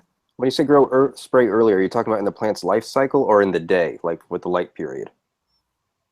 As soon as the lights kick on, like the light period. That kind of early. Oh, okay. That's like most nutrition should be, right when the lights come on. So good question, because I was thinking the other way. I thought that was good clarification there. It's the growth gap that we want you to fill, because hey, as a grower, I want to fill it. So, and increase your output, and there's that gap that you guys have that you're not getting growth. So you're getting this at the end of the day, and then you got all your nutrition coming up, and then your lights kick off. Well, depending on your setup, whether you're indoors or outdoors again, but now you stop that photosynthesis and you have nutrition there that's not getting utilized. So by getting it earlier, we can utilize more and get more growth at the end of the day and overnight. Nice. Yeah, that's good information there. Yeah. We had another question from chat. It says, does this work in all growing methods, soil, cocoa, hydro, and aquaponics? Yeah, it's a spray, so it's going to work with whatever you're doing. Just keep spraying your nutrients, keep watering in your nutrients and additives or whatever you're doing. Just spray this on top. And depending on what type of system you're in, you might just need to water a little bit more often or top off the nutrients in a bit of water. But yeah, that might be the only thing you need to do. Sure. So with your what's the one what's the uptake one? I'm sorry. Watts? No, your transport. So with transport, would you mix transport with nutrients, or it already contains nutrients that it delivers? No, transport doesn't have nutrients, but it's a concentrate, and so the nutrients that we have to go along with it are the watts and the rev. So the photosynthesis component and the rev component has the nutrients. So you just mix them all together, and so the transport watts and revs gives you the delivery, the nutrition, the energy or the increased light energy all together. Awesome. Just mix them all together, and it gives you like the delivery and the nutrition all in one. Okay, I didn't quite understand that earlier. I'm glad you. That takes me back to a question too that I was going to bring up earlier, that I started and then I kind of got sidetracked too, but you were answering like something else at the same time. All right. So your individual products are concentrates, and Overgrow is a standalone. You just start spraying it, right? They're ready to use. They're all ready to use? No. Individuals are concentrates. Yeah, Overgrow is a ready to use. Right. And Overgrow is a mix of our transport, watts, rev, and you can buy Overgrow as a ready to use spray. Right. And it requires no pH. Yeah, and you don't got to do anything. Just spray it. Just spray it. Right. So that's where my question comes in though. When you're using a concentrate and you're using your own water, and everybody's water is pH'd anywhere from, I don't know, they claim anywhere from 4 to 9. All right. So if you put 9 pH tap water in those concentrates, what's going to happen? So Well, here, one note on that. The USDA actually requires your pH to be between, correct me if I'm wrong, I think it's 5.5 on the low end and 8.5 on the high end. I know 8.5 is the high end, but that's close to what I said. Yeah. Yeah. I'm just, but generally for mixing and stuff, you use RO water, or you try to use RO water. I don't know if you have a different answer. No, that's I have an RO unit, and that's the number one way to do. That way, when you add something, you know exactly what's in it. Okay, so that'd be so you're answering for Dinesh. So what you use RO water or distilled water to mix with your concentrates, then you don't have to pH. Well, I don't recommend hard water because what you already said, which is you don't know what you're spraying then. Right. So getting distilled water or an RO water is definitely the way to go. Okay. In any unit, if you're growing, definitely the way to go, because then you know what you're feeding your plants and also know what you're spraying your plants. Yeah, we needed all our listeners to know that. That's what bothered me, though. You kept saying you don't have to pH it, and I'm going, wait a minute. If I'm, if Joe Blow was over there with 8, and this guy's over here with 5.5, I've got 7, so I got a well water too. I got well water that's unbelievable. It's 200 ppm, but you can't even kill it. You cut a tree down and a damn shoot comes out the side of the tree, and like it re-veges. Yeah, it's crazy around here. Well, you can't. Outside of Flint, Michigan, I'm pretty sure no one really needs to pH it too hard. No, that's that's one place you never have to adjust the pH. Yeah, it's gotta get rid of the chlorine. Yeah, I just use a dechlorinator, and I haven't really seen any issues. Actually, we can touch on that. The best dechlorinator out there for aquaponic cannabis, or even, in my opinion, hydro, is potassium thiosulfate. It separates the potassium, and the aquaponic and the ammonium ion, atom, and then the ammonia just gets nitrified by the rest of your system. All right, Captain Science. I'm just gonna use my Boogie Brew filter. Can you say that again and make sure we understand the what you said to use? Without sounding like Rick. Dude, I hate chemistry. Just give me a product name. Yeah, I know. Fish Ganja Guy will text me and be like, "Don't explain this to me. Just tell me how much I need to dose right now. This is what I need. This is what I have. Just break it down, dude. Just tell me the dosage." Did you have anything else you wanted to comment on that, Dinesh, as far as the pH in the water? Regardless of what the pH of the water is, if you're using transport, you don't got to worry about the pH. Okay. So even if it's pH 2 or pH 9 or 12 or 14, if you're using transport, you don't got to worry about pH of the water. All right. So when a guy asks me why, what am I going to tell him? Because Dinesh said so. Because we're I don't always work. I know how to grow. I talked to the formulator said so, dude. Back down. We got all them new kids that have computers, Tell them to email sales@opticfoliar.com. I'll call Dinesh, Or do what Marty does and gives them email potentponics@gmail.com every time. Anytime anyone's upset on the Facebook group. Oh, usually when people have questions for me on Instagram, I just delegate them to you, Steve. I'm just yeah, he's better. That's what's good. That's why it's good to network with friends. No, it's fun though. We all have a good time. It's a blast, man. I've never had so much fun on this stuff. No, and it's great. It's great to have someone on that is a little bit more skeptical. I know. To be fair, when I worked at the Aquaponic source, we tested, I don't know, maybe a dozen different foliar feeds, and only maybe the ones that had iron sulfate in them really showed a whole lot of difference, to be honest with you.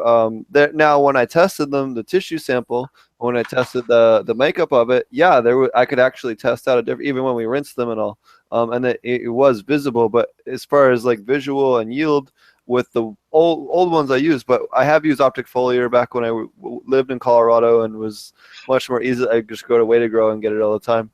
And I had great luck with that. I mean, if anyone wants to look at it, I was using Optic Foliar when, if you look at the Grow Lab on my YouTube page, we were using that there. So if anyone wants to check that out, it's a great product, and it won't kill your fish. It works really well.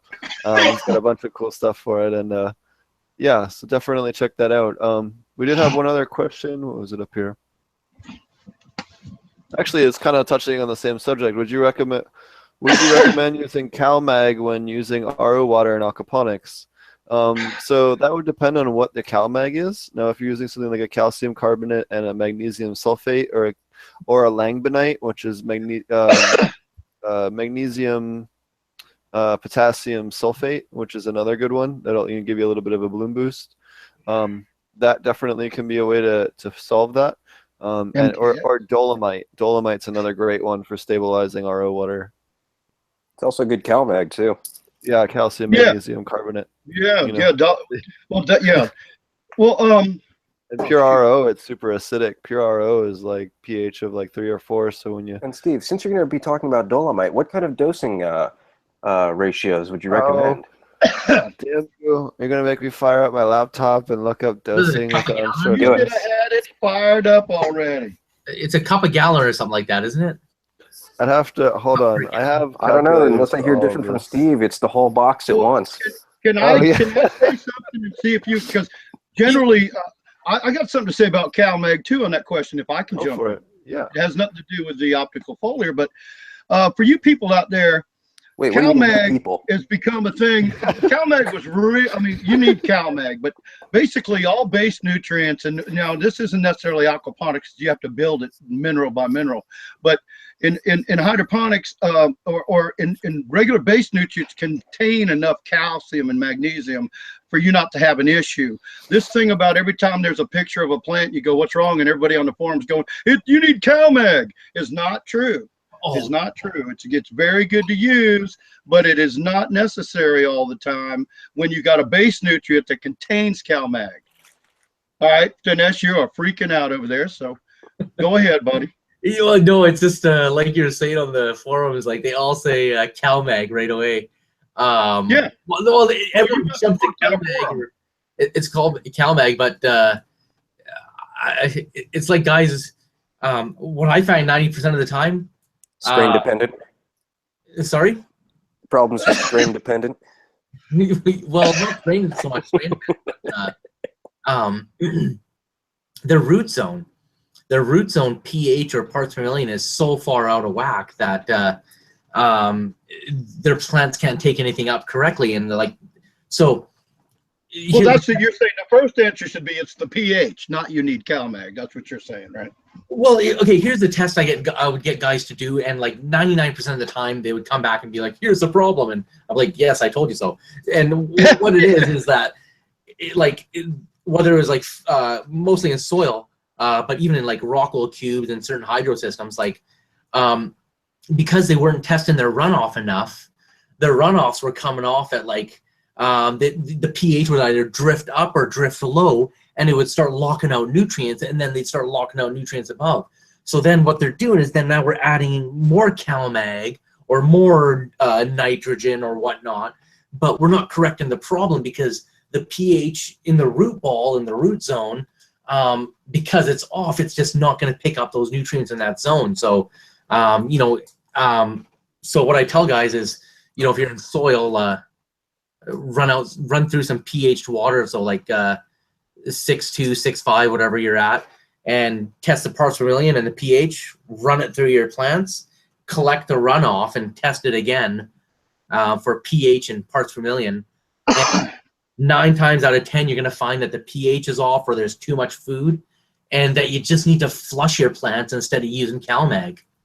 Well, so you just, and you kind of, you kind of just said exactly what I was getting at, because what it comes out to, what we found, like when you're dealing with hundreds and thousands of people a day on a big cannabis forum, and I was at cannabis.com in 2005, where there was 5,500 people a day. You know, that's quite a lot of questions to answer and people to keep up with. But yeah, we used to do it, and I want to clarify this. The CalMag really came into play with the Lucas method, with the GH3 part, because you eliminated the grow and you only used 1 micro and 2 parts bloom instead of 1 part a piece. Whatever. If people that do 3-part understand me, but that's where it really came to fruition. Oh, you need CalMag, and you did. Then you needed CalMag if you were doing the Lucas formula 0, 1, 2. And again, that's not NPK ratio. That's 0 parts of the grow part, 1 part of the micro part, and 2 parts of the bloom part. But the bottom line is, 70 to 80% of the correct answer to problems with the plants is the pH is off. And thank you, because that's the two parts of it right there. You don't really need CalMag all the time. It's not the end all be all to make your plant. Then they really screw everything up because they listen to this guy, and now they didn't need to add CalMag. They went and bought CalMag. Now they're using it. Now they got more problems. A lot of CalMag will slam the pH up on your soil, and people don't realize that. And then again, if your pH in your soil is already out of whack, now you're adding more CalMag and just messing it up even more.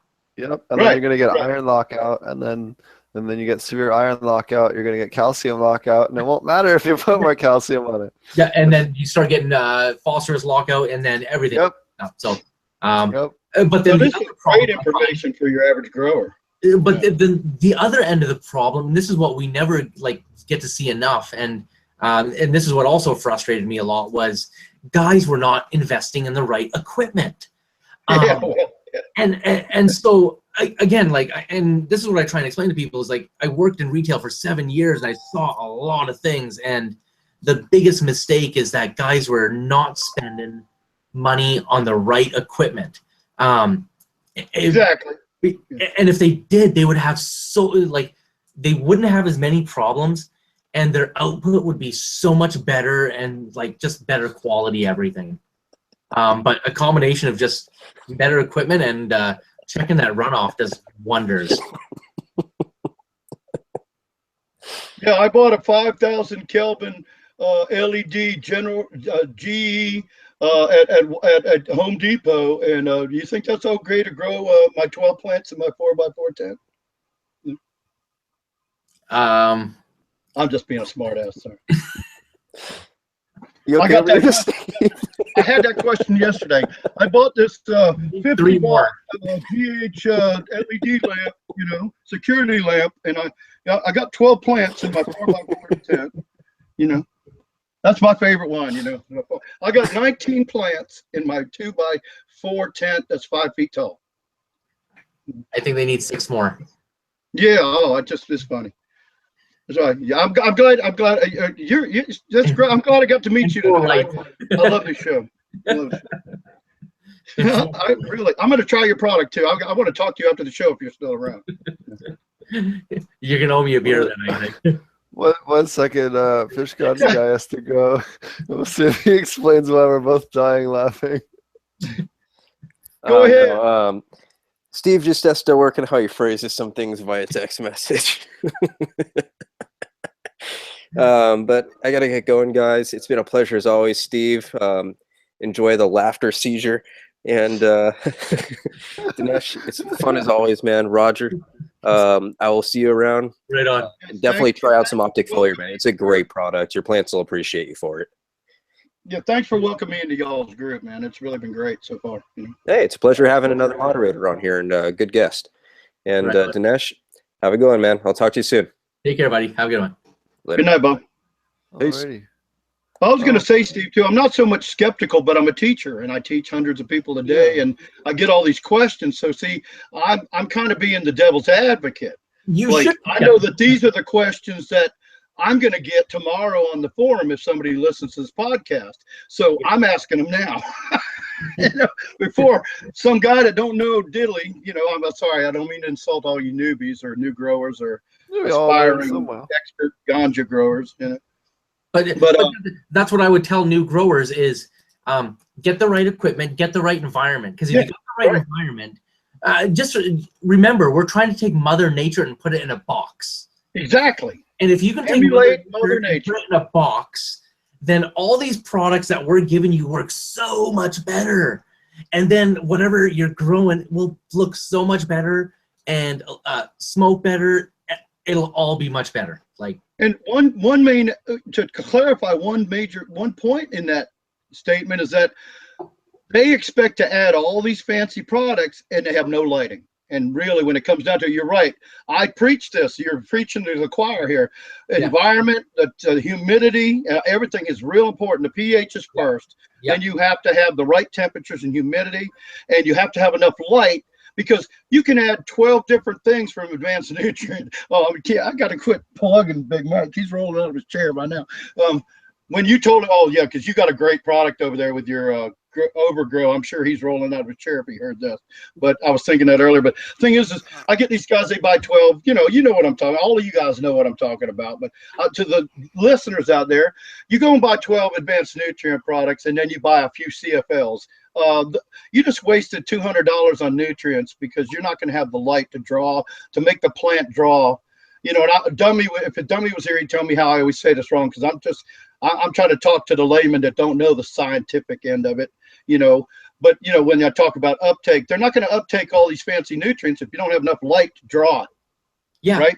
You got to have the light to make the plant want to drink and uptake those minerals that you're giving them. Otherwise, you're just watering the medium and they're just draining out. And the plant can uptake it and never wants to. It's like, well, you know, if it got a little hotter, or if I had a little, you know, I can't get a tan like this, you know. And that's one thing that I see that really frustrates me is, like, I wish people, like, when it comes to the lighting, get the really good lighting products, because they make a difference. And definitely, I know they get some yield out of some of the CFLs and whatnot, but I don't know what the quality is like and whatnot, but I prefer the HID. The big CFLs. Well, see again. You and I need to talk, because everything you say is exactly how I teach, pretty much. Well, I'm still an HID guy, but I've invested in some LEDs, and our new company is going to start designing custom frames for LEDs.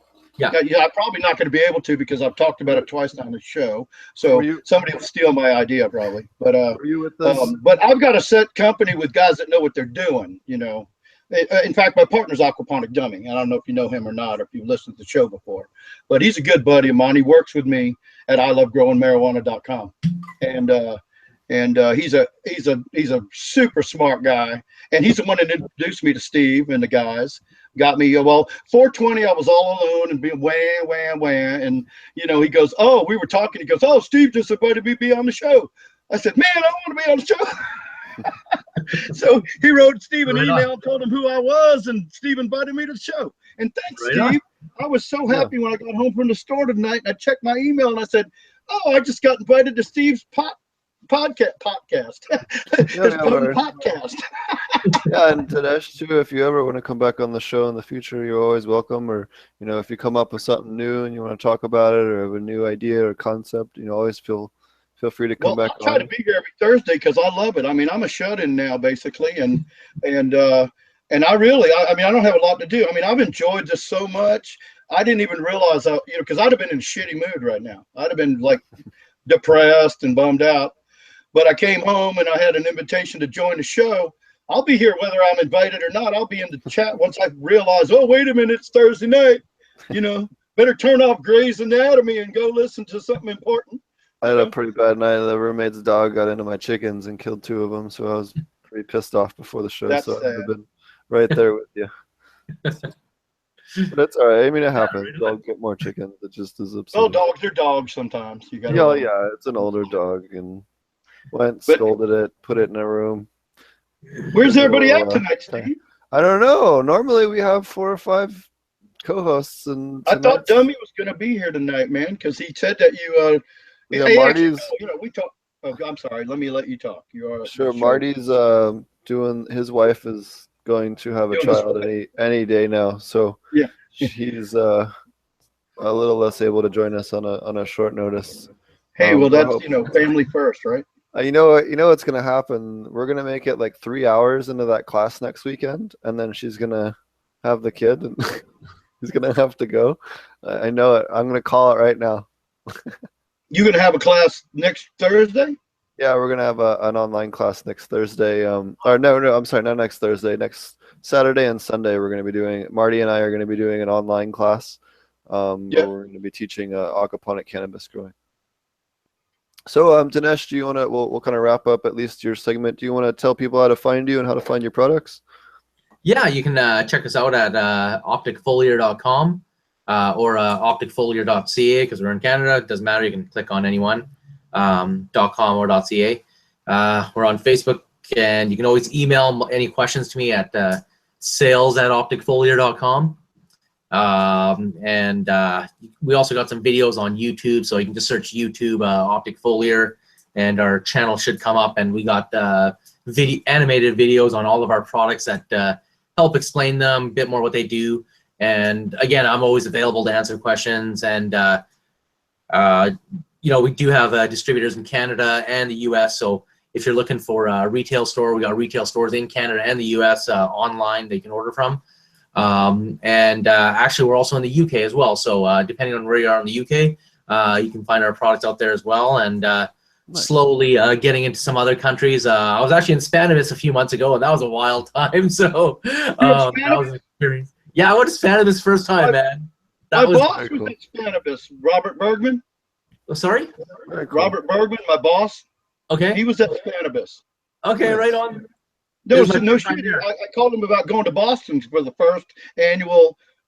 I'm glad I didn't go. It turned out they kind of did it wrong, and it was okay, but it would have been a ton of money I didn't have, and they didn't really do it right, in my opinion. But that doesn't float very in Boston. But the thing is he goes, yeah, I just got back, you know, from Spannabis, you know, because we made T-shirts for the company and all like that, and I was trying to get T-shirts from Boston. He goes, oh well, I made some just so I could have my own hoodie, you know, for going to Spannabis. So yeah, my boss lives in Amsterdam. He lives in Amsterdam. Awesome. Good place to I live. work for a company out of Amsterdam. Nice. So I get good genetics. Yeah. Right on. Right on. Yeah, we might talk about that after the show too. Yeah. I had a couple news articles I was going to bring up. So there's the DC branch of Wounded Warriors had a big rally over the weekend in Washington D.C. With the Wounded Warriors, along with a couple of cannabis groups, to help veterans get cannabis for PTSD and to help get off of opioids and other psychotropic drugs, which was super cool. It's nice to see that Wounded Warriors is working with the veterans groups out there, and you know, they're you know, those of you who don't know, there's Weed for Warriors and Grow for Vets are two really big veterans organizations that are out there. I don't know, are you involved with any others, Roger, or are those the two that you're familiar with?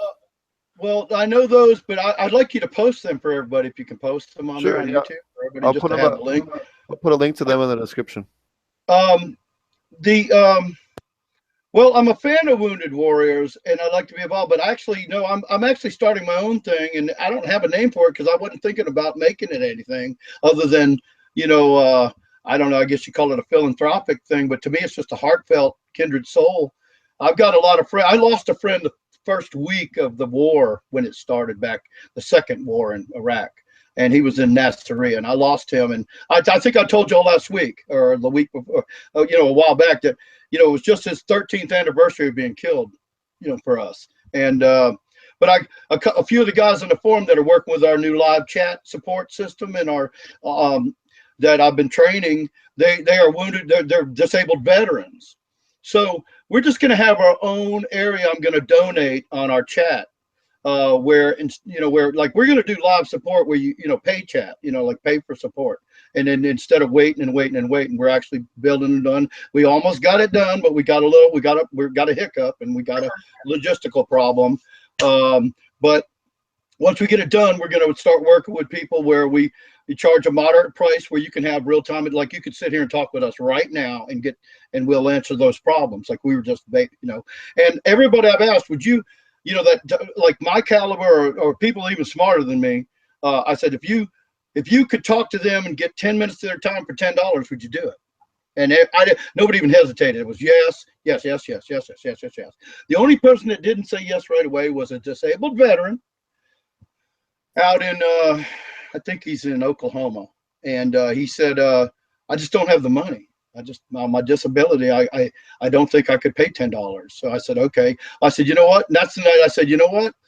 I will give you a department in our chat for free. So whenever you're not actually working to make, you know, to support like a cannabis or vegetable growing, and we're also going to have basic computer skills, because I found all these people I'm teaching, they don't know how to copy and paste. I mean, I'm literally teaching 50 and 60-year-olds, you know, And it's really incredible because they're so much cooler to work with than 21-year-old punks. You know, sorry for all you 21-year-olds that love us out there, but you know, there's a lot of punks out there. It's not you, but but the thing is, I'm teaching older. I mean, I'm so proud of this. You know, that the people that I'm teaching now, the company we've got is so awesome. And but so that's what I'm doing. You know, we're talking. It's not really. I don't want to say my name anymore because we're not ready, and I don't want people. We've already hit 600 and 700 views last week. Partially because of Aquaponic Dumme, and I really didn't want 700 people to look at it yet. So, but I'm happy I had 700 views, you know, on my website last week. So, you know, that's something. And we sold some of Robert's nutrients too, you know.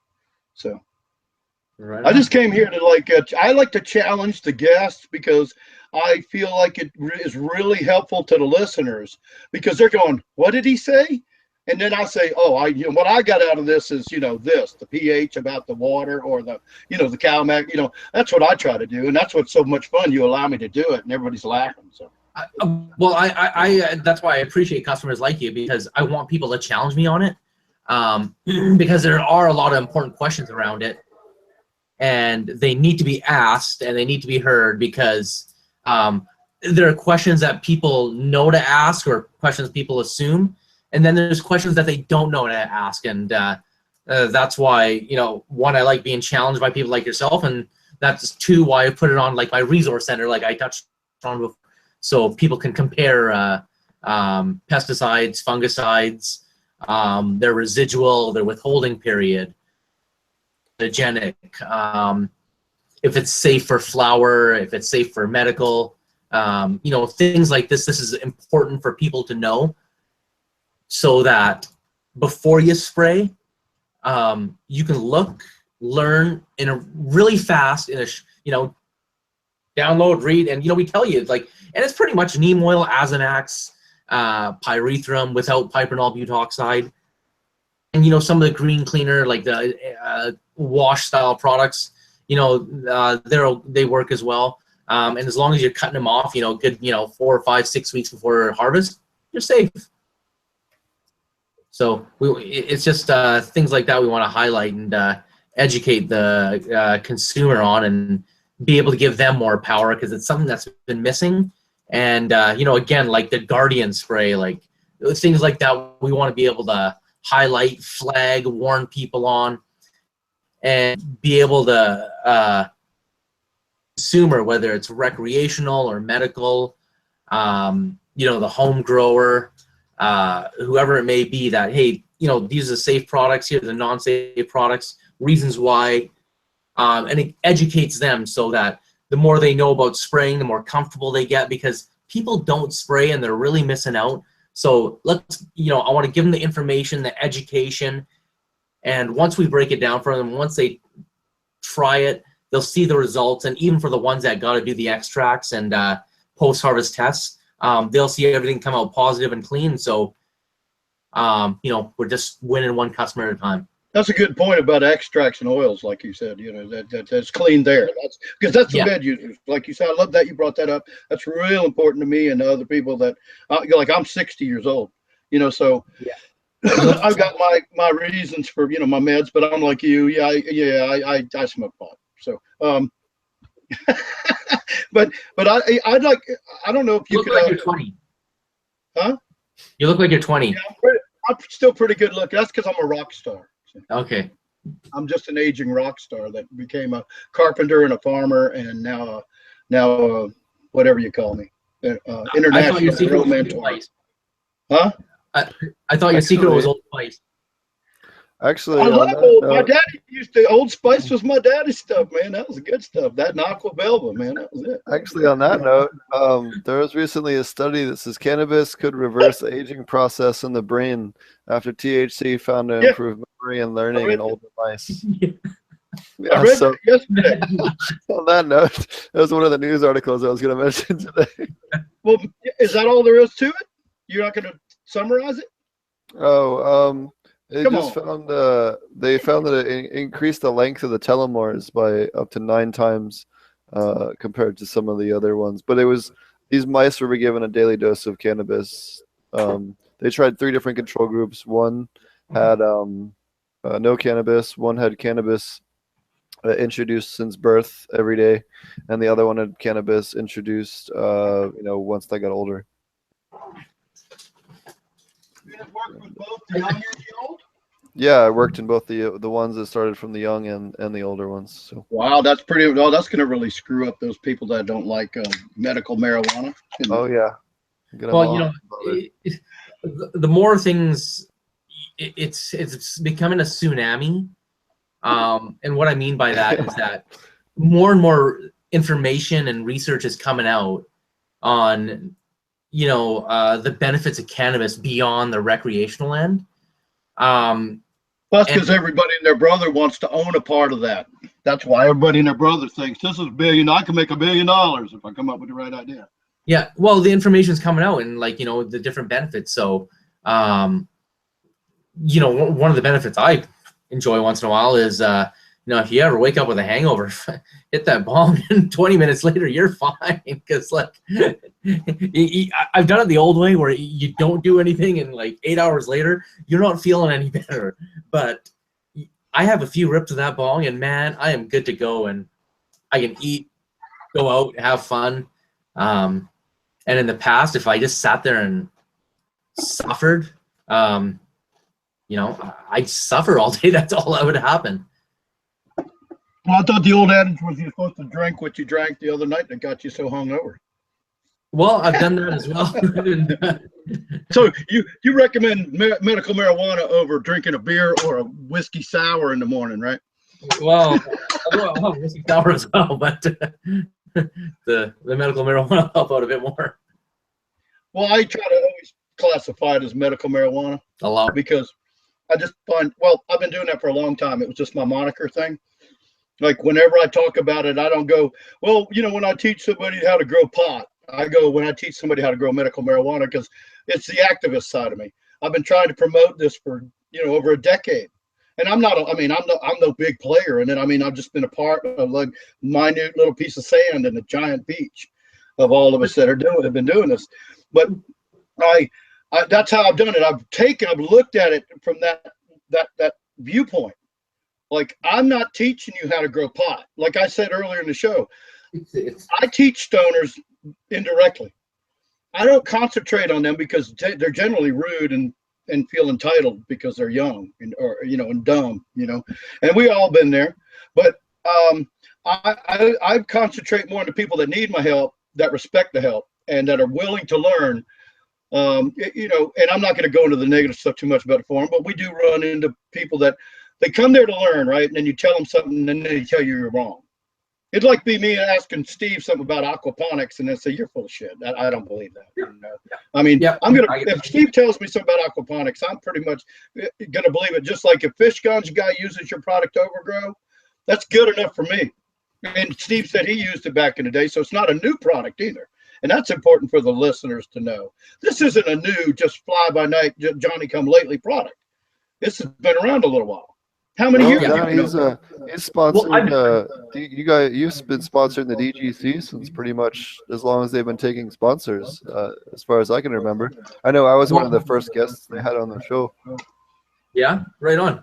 Yeah, no, I've known those guys a few years, but I've been in the industry since I was I started smoking at a young age, but I got my first real job in a hydro shop when I was 19 years old. So 18 and a half, 19. So I worked there for 6-7 years, and then worked in different wholesale manufacturing. So understanding industry is really big, and understanding the customer. And like you said, there's different categories. There's the ones that are there to learn and take in and appreciate your advice, and there's another category that wants to walk over retailers in a way and really push them over and demand a lot. And it's really tough because working retail and helping out growers, there's some patience involved, and it's got to be on both ends of the conversation, because it takes a lot of time and questions on our end to help you. And we want to help you, but there's a lot involved, and sometimes you got to take our advice and really run with it, because there are no miracle products to say, hey, take this and water this, spray this, and it fixes all your problems. Because sometimes your problem is not what the bottle's solving. It's something bigger, and that's where the pH tests and the buying a pH pen. Like some guys don't even have a pH pen or a food pen. I didn't go that far, but they don't have a pH meter or a TDS or EC meter. They just, I didn't buy. I don't understand why people buy $119 worth of seeds and then plant them and then get on the farm and go, I started these seeds. What do I need to grow them? And I'm like, well, you just wasted $120 because you're too late. You already needed to know what you already needed what you need. 16, I went to my first hydro shop and I bought a light kit. That's it. And so I made the mistakes that a lot of people make. So I went and bought a light kit, put it in the closet with a plant. And then, a week later I had bugs, and it's like, oh, what's wrong? And because no one ever told me, it's like, hey, you need ventilation, you need air, you need to control the temperature, you need some better conditions. And like, I just had a light, like, hey, I need a light. That's all I need. How would you like to be locked in a closet with a 600-watt HID? Right. And a transformer back in the day. When I first grew, we had to hide our plants really well because we lived in a pretty high population area. So what we do is we were all pretty good at climbing trees. So we'd climb up to the tops of the trees and find a good notch. You did not. You did that too? And we put our plants up in there. And then when we walk home from school, we grab a couple of bottles of water and we climb up and we'd water the plants or add the nutrients that we thought we needed. And we'd do them all like a treetop, and we'd like make sure no one saw us climb up there. But that was the only way we could grow, because there's too many. When you grow up near Philly, there's too many people. Well, allegedly. Were you on cannabis.com ever and posted that? Because I've read that before back in the day when I believe it was cannabis.com. I might have. I used to frequent cannabis.com a lot. Up there, huh? I used to go on that forum a lot. In fact, it's funny you mentioned that. It was just somebody asking me on one of the Facebook groups that I go on sometimes, and they were asking what's the first mention of dual root zone, and the first one I could find was like in 1996, I think it was, and it was because cannabis.com or cannabis.net was pretty much like the first grow forum that existed, but it's been around for a long, long time. And there was a guy who was taking he took hydrogen media, put his plants in, and was taking fish waste out of all his filters and putting it on top, and he called it a dual root zone, and that was the first mention I could find of it. After like but I researched the hell out of this at some point when I was building my aquaponic class. And that was the first mention I could find of it on as far as that grow method. That's interesting, but it's funny because I remember reading that though. Some guy said, "Yeah, well, we climb up in the trees and put our pots up there," and I said, "That might have been me." Yeah. It would have been, I don't know, pretty good. 15 or it would have been 15 or 17 years ago at this point. Oh, so that was before I was there, but doesn't mean I didn't read it there. Well, what happened is some member found it, probably, right? Some member found it on the site that was 7 to 10 years before I was there. And then they posted it and asked a question about it. And they were going, and ain't no telling. Now you got to make me have to go look. I have to go search. The site's terrible. It was the easiest way to hide full sunlight grow, where we lived in a high density area, because people weren't looking up there for that kind of shit. People weren't walking around looking up in the trees. You just made me an idea how I might be able to get away with it here in my back part of my property. Allegedly. Yeah, allegedly. How it might work, because for people because you could actually, if you had your own property, and you're talking about walking down the street and picking out a forest, but if you had your own property, you could build a little stand up there, because nobody. What I'm worried about the people is that might walk through the back of my woods, because we've got other people with adjoining woods. So you can't really plant in the woods, even though, I'm dying. You know what I'd give to grow one? Like, I do pretty good. What I would give to grow one of them, grow some of my genetics outdoors. Oh my God, I see them people that, I started this plant in the back corner of my garden, and it's like 12 freaking feet tall, and they don't even know how to grow. They just put it in their garden in a space where they used to have tomatoes, and now they got a 12-foot plant with I don't even know how many pounds that would be, definitely more than a pound. The best I've done in aquaponics was a full summer run. Then we started the plants real early in the spring, vegged them out inside, then put them out. I think third week of May in aquaponic in the greenhouse in Colorado, and we pulled down like 5.5, 6 pounds on a plant that was about 13.5 feet tall. So that's about what a 9 feet wide. Plant that looks good is about 5 to 6 pounds. Yep. Wow. So, that makes sense. That makes sense. But that's the best I've ever done with an aquaponic plant. But that was like just trying to make like one giant ridiculous one that I could take nice bud photos with for bud porn, you know. Because I had a bunch of people that are telling me, oh, aquaponics doesn't work. Aquaponics doesn't work. You can't grow nice shit. And then I post a picture with like 4 colas in the picture with the size of my arm. And it's like, yeah, shut up. So but you do it. Nobody really says it stopped working. You know, nobody says it doesn't work anymore. So it served the purpose. But normally you wouldn't do that. You know what I mean? Unless you had a home grow in a backyard greenhouse. So that, you know, normally you just do a quicker turn. But it just sometimes it's fun just to do silly stuff. You know, we did that with a. In fact, I'll mention this. I may or may not have mentioned this on the show before. So one of the guys that I was growing cannabis with had a stepdaughter. And she was, I don't know, 8 or 9 years old. And in the whatever grade she was in, they get a cabbage plant, and they have to grow the cabbage plant in order to, in fact, I might even be able to pull up a picture of it. They grow the cabbage plant in order to determine like a contest winner. So they do $1,000 scholarship for the biggest cabbage from every school. And then they do a full scholarship for every like 50 schools. They anyone that wins that one gets entered in a raffle to win a full scholarship. Well, we won her the $1,000 scholarship. The cabbage we grew, we set up in a dual root zone pot and treated it just like the pot plants, except we cut back on the K so that it wouldn't flower. And the cabbage that we brought in, the next biggest cabbage wasn't even as large as like a single leaf off of ours. It was literally like 1/8 the size. Ours weighed, I was like, I forget how much it weighed. It was ridiculous. We had to put it in a wheelbarrow, and then we had to lift up the side of the wall of the greenhouse just to even get it out. We couldn't bring it out the doorway. It was too big. It was ridiculous. So that was really fun.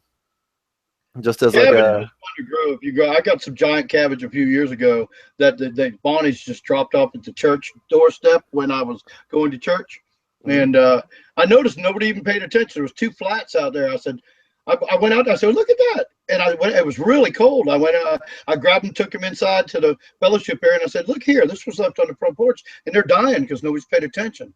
And I mean, I thought these people at the church were like there every day, you know. And I said, well, he said, well, you know, well, take them home and grow them. I said, well, you know, so we kind of split them, and I did. The advertisement of Bonnie's, it's a giant cabbage. I don't know what they call it, but the advertisement, they got the picture. There's a baby sitting in a leaf next to the cabbage. Yeah, it's like the leaf is so big a baby can sit in it, you know.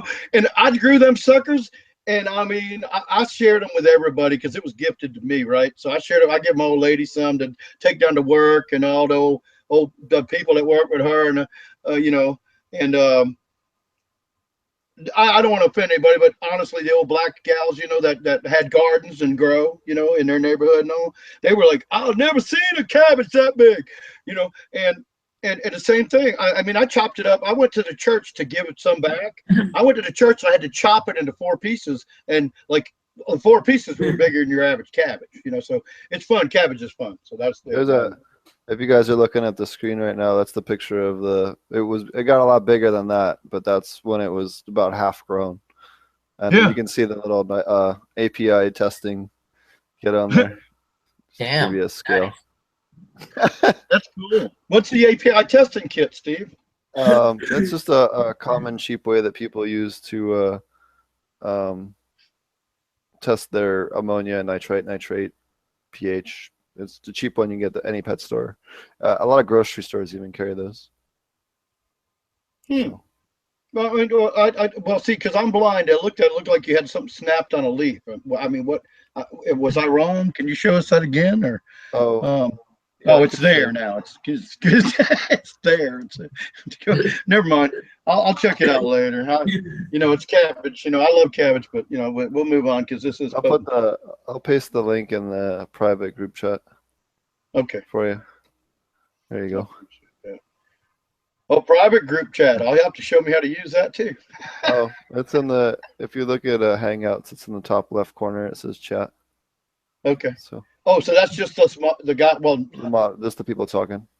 Okay. So there was like one or two other articles I wanted to mention real quick. So the LIUNA Local 625 Union in Windsor, Canada, actually is lobbying the government of Canada to allow their union to include medical cannabis for opioid addiction as well as pain on their healthcare plan for their union. They're the first union group in Canada to lobby for medical cannabis on a healthcare plan. So that was pretty awesome. I wanted to mention that. I haven't heard of any union groups, really pushing for cannabis. So big props to those guys. Just wanted to give them a big thank you for that. Yeah. And then Vermont looks like they're going to be the first state to pass recreational cannabis based on a vote through their Senate and House. And then right now the bill's headed to the Congressman or the governor's mansion to be signed. So hopefully that'll get signed. But they're going to allow up to 4 immature plants, 2 mature plants per adult. And then it would take effect on July 1st, 2018, and it would allow the possession of up to an ounce. In Vermont, obviously there's other stipulations. I got to go through this more before I can give you a real good opinion on it, but the plant count's too low. But other than that, it's not a bad bill. You could do worse for a legalization bill. That's actually fair. The two plant mature. Now, that sounds small to you people, but they're talking about per person, right? So husband and wife would be able to grow 4 mature plants. And shoot, it was something Dinesh said earlier too. Now I don't remember what that was because I kept listening to you and try not to break in and interrupt you, but I always do. But that's actually, well, I know that you can, even as just a basic grow and pro mix using a base nutrient under a 600-watt lamp, you can get 6 to 8 ounces out of a plant. And that's like the simplest grow and add nothing else. Just keeping the pH correct, keeping the temperature and humidity correct, and growing in a 5-gallon cloth pot, going from Rockwell cube to 1-gallon pot and during the first half of veg. And I always veg 2 months. I'm an old school, like you were talking about. I love that too. Information, I love the show. You guys out there, that CBD hint, you want higher CBD for your medical marijuana, veg your plants longer. So I veg my plants, and Dumme does this too. We veg our plants. I used to be like you wanted to quick. One quick thing. I think Dinesh has to get running, so I just wanted to give him a quick thank you. And that if you have anything else you wanted to plug, or if you wanted to mention your website and stuff one last time before you get going. Again, thank you so much for joining us. You had a lot of amazing info. Thanks again. Hey, yeah, awesome. Thanks for having me on again, and really appreciate being on and getting all you guys' questions. Feel free to get a hold of us at sales@opticfoliar.com, and our website's our website is opticfoliar.com or opticfoliar.ca. Wonderful, thank you, buddy. Well, it was great to meet you, my friend. Right on. Take care. Bye, buddy. New friend. Yes, I'll be contacting you real soon. Yeah, right on. Look forward to chatting with you. I want to talk to you privately. Yeah, I'd like to talk to you. Yeah, definitely, absolutely. Wonderful. Thanks. Right on. Take care. Take care. Cheers. Have a good night, guys. All righty. Go ahead, Roger. Sorry, I didn't mean to interrupt you. He just said he had to go real quick. No. He just privately said he had to run. I'd love for you to keep going. Where was I? I just wanted to let him bow out. You were talking about shit. I had a brain fart. I can rewind my video real quick and find out. sorry guys, you know, this is you can consider this a stoner moment, and there's nothing that, like, you know, I mentioned stoners. I teach a lot of stoners, but I just don't like asshole stoners. I No, I like want to easygoing fix people the that want to memory. learn. You know, I want. Oh, and you know what? I'm not pissed off at you after I have a bowl either. You know. So, so what? You're rewinding. Should I let you listen? You got your little headphone. No, you're fine. I lost my train of thought too. It doesn't. Oh, you know what it was?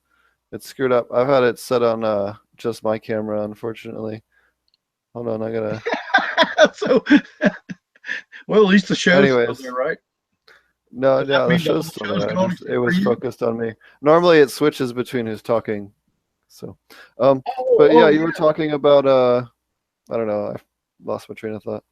oh, well, we could tell We're it. You know smoking what? hash tonight. Yeah, yeah. Oh, that's nice. That's nice. One of these days I'll get into it. Well, you were talking about well, let's change the subject. And since well, who is it? Just you and me? Well, Yep. Well, you were talking about the oils or the what do you go like you were saying last time. Oh, I'm going to go do this. I think we're talking about. I think you were talking about oils or something. You were going to compress or well, a friend of mine came to me. Well, I went to see him a few months ago, and he said, "Yeah, man, this got this new thing we saw on YouTube where you take a hair straightening iron, and you Yeah. take Oh, rosin. huh? Rosin. Rosin. I think you said that's what you were going to try. You know, you were going to try some rosin last time, but I was wondering Yeah. if I didn't want to bring it up because you were trying to go. So what I'm No, it's at, totally fine. I'm not in a if it's rush. all I just right, wanted him to go. is that what I didn't want him to go. He had to No, I meant go, and I wanted to like. last show or whatever. Last show, we were talking, and you said, I think you said I'm gonna go do some resin, and I was Yeah. going, isn't that where you press it between the hair thing? So Or that's the cheesy home way to do it. I have a really nice rosin press that I've done. There's actually a video on my YouTube channel about it. If you're wanting to learn more, I did a pretty good video, I think last week actually, on that. I'm gonna do a whole beginning to end.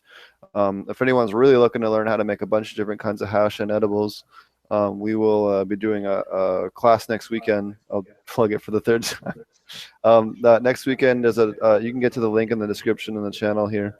And we'll be doing a live hash making and aquaponic cannabis growing and stuff like that. Is that free for everybody? No, the class is for a price, but it is just because you know, we go over a lot of detailed stuff, nutrient dosing, you know, exact dosing on a per nutrient basis, a whole bunch of different techniques, a bunch of hash making stuff. We're kind of doing a slightly cheaper version of the class that I teach up at Ouroboros, but Marty and I are going to do it online instead, so anybody around the world can get a chance to view it. Perfectly legal to view an online class anywhere in the world. You'll be able to talk to us the whole time. If you have questions, both Marty and I will be able to answer them. Sure. I'd like to advertise. You have kind of thing that so where evidently you don't want to say what it is because you. Oh, the description's in the channel, or the link is in the channel or in the description. I'm sorry. Okay. If you go to potentponics.com and you click on shop, and then you click on the online cannabis class. Okay. Also, if anyone's out there is really having a hard time or really wants a you know, advisory on their, I generally don't advertise what I have on there. It's just we just started this online class, so I'm trying to let people know that's out there. But I also do, I think it's probably only the second time I mentioned this. I also do home, you know, one-on-one advisory for your stuff. I'll, you know, do up to 2 hours for $60 for you if you're looking for that, where we'll go over any problems you're having with your system, dosing, whatever it is that you need. You know, we'll go over that. And then if you're doing commercial scale stuff, you know, you're welcome to reach out through me through that as well. We have resources for that, and that depends on the size of your system and what you're looking to do, and what you need. So what, $60? What does that entail? That's pretty cool because I've been trying to do that, but again, I'm not in an area where I can advertise. Hey, I want to come over and teach you how to grow pot. So, I mean, but what is 60? Sure. If I paid you, if I was where you live, if I wanted to pay you $60, how long are you there for $60? For up to 2 hours, and then I'll go over whatever. Yeah, so we'll go over whatever problems you're having with your grow. help you figure out, if you're having pest problems, nutrient problems, maybe you're just getting set up and you're having a problem where something's not working right, or, just kind of one-on-one, whatever problems you got, we'll get them solved, kind of thing. So, I bet and that's for vegetables too. I Yeah, bet and you're I also having a have good time. Yep, I've been helping a lot of people out with that way through True Aquaponics. There's a lot of people out there that end up with wonky insect problems or stuff like that. And I have a little thing up there over there for him on his website. So if you're out there and you're having nutrient problems, definitely check out True Aquaponics. He's a great resource out there if you're looking for individual nutrients to dose in your aquaponic system. He sells everything on his website is aquaponic safe as long as you follow the directions. And he's a good guy. Yeah. He spends a lot of time helping people, answering questions. He does these really cool write-ups on his website. And he's just a good guy. There's not everybody in the grow scene, really spends a lot of time helping out the community. And yeah, we can absolutely do. So ECSD asks, can you do it online? Yeah. So most of the people I help out, they email me their problems, and then we'll do a phone call or a Skype call. Skype calls are great because you can just download Skype on your phone, or WhatsApp, or whatever app you want to use. It doesn't matter to me. And then we'll do a video chat. You can show me what's going on with your plants. You can take pictures of it, and we'll just nail down what's going on and give you a solution. I also do nutrient stuff. Take your camera. You can literally take your laptop or take around there and have a live view. You don't have to take pictures. Yep. You can just take your laptop and set it up and say, "See how this is on my plant." Skype's awesome. Yeah, we use it a lot. The other thing that I'm about to add to the site that I haven't had a chance to talk to, but since we brought up my website anyway, that I'll mention is I'll be starting next month. Starting here next week rather. I'll be doing nutrient formulation. So if you send out your water. And you send me what your water results are. There's a bunch of different companies out there. I'll point you in the one that's near you. We'll get your water results, and then we'll do a custom formulated nutrient dosing for you based on your system and what's going on with your system. So that'll be up on the website there in the next week or so. And that'll be helping people out so that they know, what's going on based on their system. And, if you're stuck or having problems, you'll have something that's catered to your system, not just blindly dosing into the wind. You'll know exactly what's going on, and then we can dose based on that. So that'll help a lot of people that are having, really weird problems with their chemistry, things like that. There isn't really anybody out there doing that for aquaponics right now. And, it's kind of a service that's needed that I'm already doing for commercial customers and want to start doing for home customers as well. That's a great, I can't believe how we're all on the same page. We're all grasping at the same straws, so to speak. Yep. I have a bigger project that'll encompass that here soon when I'm able to talk about it more. But we're going to simplify that whole process and make a nice little, make that whole process nice and easy for people. I just can't get into that further, but for the time being, we'll just do, based on your test results, I'll fix your water for you. So, but yeah, I wasn't even going to mention that yet today, but since you brought it up, we'll get into it. The last article. Can I send you my water? Sure. Just for hydroponics, and you tell me what minerals it's just for shits and giggles? Yeah. The hydro stuff's much easier than the AP stuff. The AP stuff is. But I got this great well water. I'd like to know exactly what's in it and what Sure. So I already know pretty much to an extent, but I've never had to have it tested because I was recommended to me to, which I know this is wrong, but it was recommended to me to try it because it was well water in a very fertile area, and we drink it. There's nothing wrong, and there's absolutely, I know there's nothing wrong with it, or else the county wouldn't allow you to have a well and drink it. But it's that's not entirely I'd be real curious to find out exactly what's in it. Yeah, well, that's something that anyone out there that doesn't know, go get a agricultural or mining water test on your tap water, and occasionally have one done on your system water. Generally, they run between $40 and $60. I know ABC Organics, I think, does it for $100. There's a couple of different companies out there. I know CSU does it for, I think, $50 a sample or $40 a sample. There's a bunch. Usually you can go to the agricultural department of your local university and they'll have a water sampling That's what I was going to say. Price or something like that. That's generally the easiest solution for you. But based on that, you can adjust your system much more accurately, especially if you're going to do supplements and you're running longer term, large systems. It makes it much easier than $50 rather than once a month or something like that. It makes it much easier to dial your system in. That's great. Yeah, you finally hit on it. I was waiting. You said that your local university, your county, call your county and find out who your county agent is, the agriculture, the guy that goes to the farms and helps the farmers. That's the guy that can give you the place to go in your area or the place in the state. Or in some, I don't know, God forbid, in some regions, where they don't. But I'm pretty sure, like Steve said, every state has it. So go to your county, call your county, and say, I need to get a hold of my county agent, because I need a water test. And they might even be able to tell you at the county, at the office. So call your local county, because they're going to be the most knowledgeable about the water in your area. And that's real important too, because not only can you find out where to get the test, you can get ideas from the guy. If he's a good agent and knows what he's talking about, he will say, well, generally in your area, this is what's in the water. And that will be a big help too. And that'll get you started, because now you can go, really? Well, I have to kind of maybe believe in this county agent. So I will buy this. And then you get your water sample back and it confirms what the county agent told you. And now you're a step ahead. Yep. The last article I wanted to mention is it looks like Delaware is going to be shortly behind Vermont. On legalization. They think they have the number of legislators to get it passed. The problem with Delaware is that the governor really doesn't. He says there needs to be more studies on it, which is complete bullshit. But you can't read the U.S. government. We'll see what happens. Right? We'll see what happens if they force it, because if they force it, especially if they can get 2/3 majority, they could just get past a veto. So we'll see what happens. I'm also curious because Delaware traditionally doesn't have a sales tax. So what if they're, how are they going to handle taxation? It would be a much more different outcome for taxation potentially than a lot of the other states.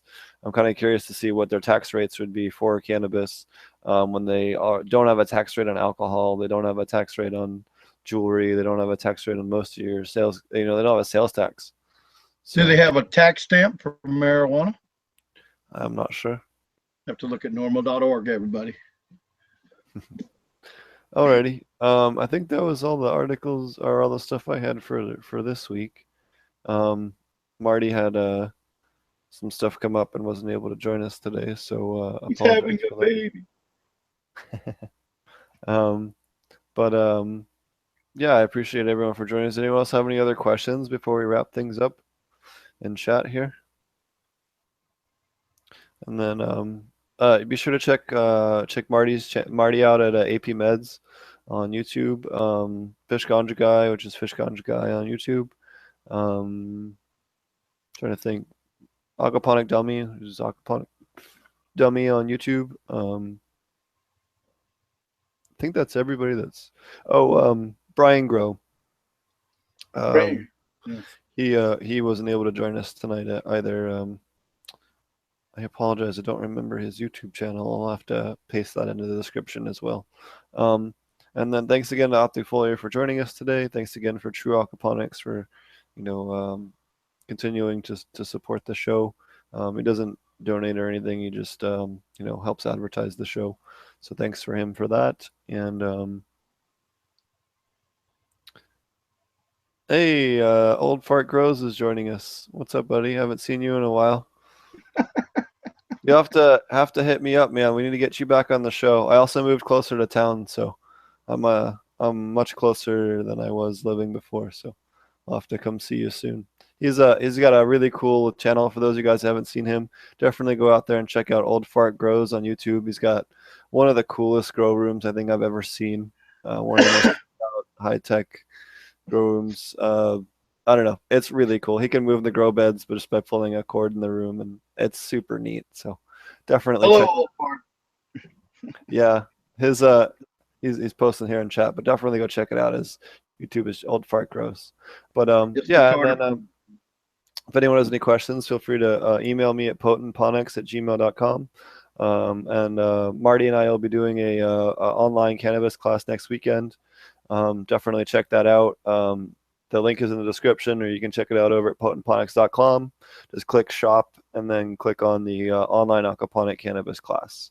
I appreciate everyone for joining. Yeah, thanks again for joining us again, Roger, and appreciate it. And thanks for everyone else that had joined us. Thanks again to Dinesh and for taking the time to join us. I did have a chance to talk to Mammoth P. They're going to be joining us here, not next week, but probably the week after. I also, next week, will probably have tentatively Kingdom Aquaponics. He actually, I haven't had a chance to talk to you guys about this yet. He sent me a product line specifically for aquaponics. It's a humic and fulvic and a couple of other nutrients specifically designed for aquaponics. And hopefully the aquaponic system that we're going to be building out here where I'm at currently will be here tomorrow or the next day. I'm supposed to be here today, but such seems the way of things here. Both my hash machine and that are delayed in shipping, which is internally frustrating. So, which is what Dinesh was talking about earlier when he was making a joke about the UPS guy. But yeah, Mammoth P is going to join us. They're going to talk to us about the importance of microbes and how it pertains to aquaponics as well as their products. And they're also going to give us a little bit of a sneak peek at Mammoth K and Mammoth N. And he's gonna, yeah, we have a couple other cool things. And then Kingdom Aquaponics actually has a product line they sent me a couple weeks ago. We're gonna be testing that here shortly and giving you guys some feedback. He was really cool. He's located up in Connecticut. Pretty cool aquaponic cannabis grower. So definitely check him out as well. But hopefully he'll be on the show next week. So, alrighty. Thanks everybody for watching. Yeah, also I bought growingwithfishes.com, so I'm going to try and make hopefully tentatively we're going to make a little aquaponic cannabis community over there called Growing with Fishes, and then it'll be like a little forum for everyone that's growing aquaponic cannabis. We'll set up a picture area and a bunch of stuff, so that's in the works. Marty and I have been working on that for about the last week or so in secret, so I'm happy to kind of announce that and let you guys know that that's coming. So yeah, cheers and everybody, cheers to everybody, and thanks for watching. Take care. Thanks. Bye-bye.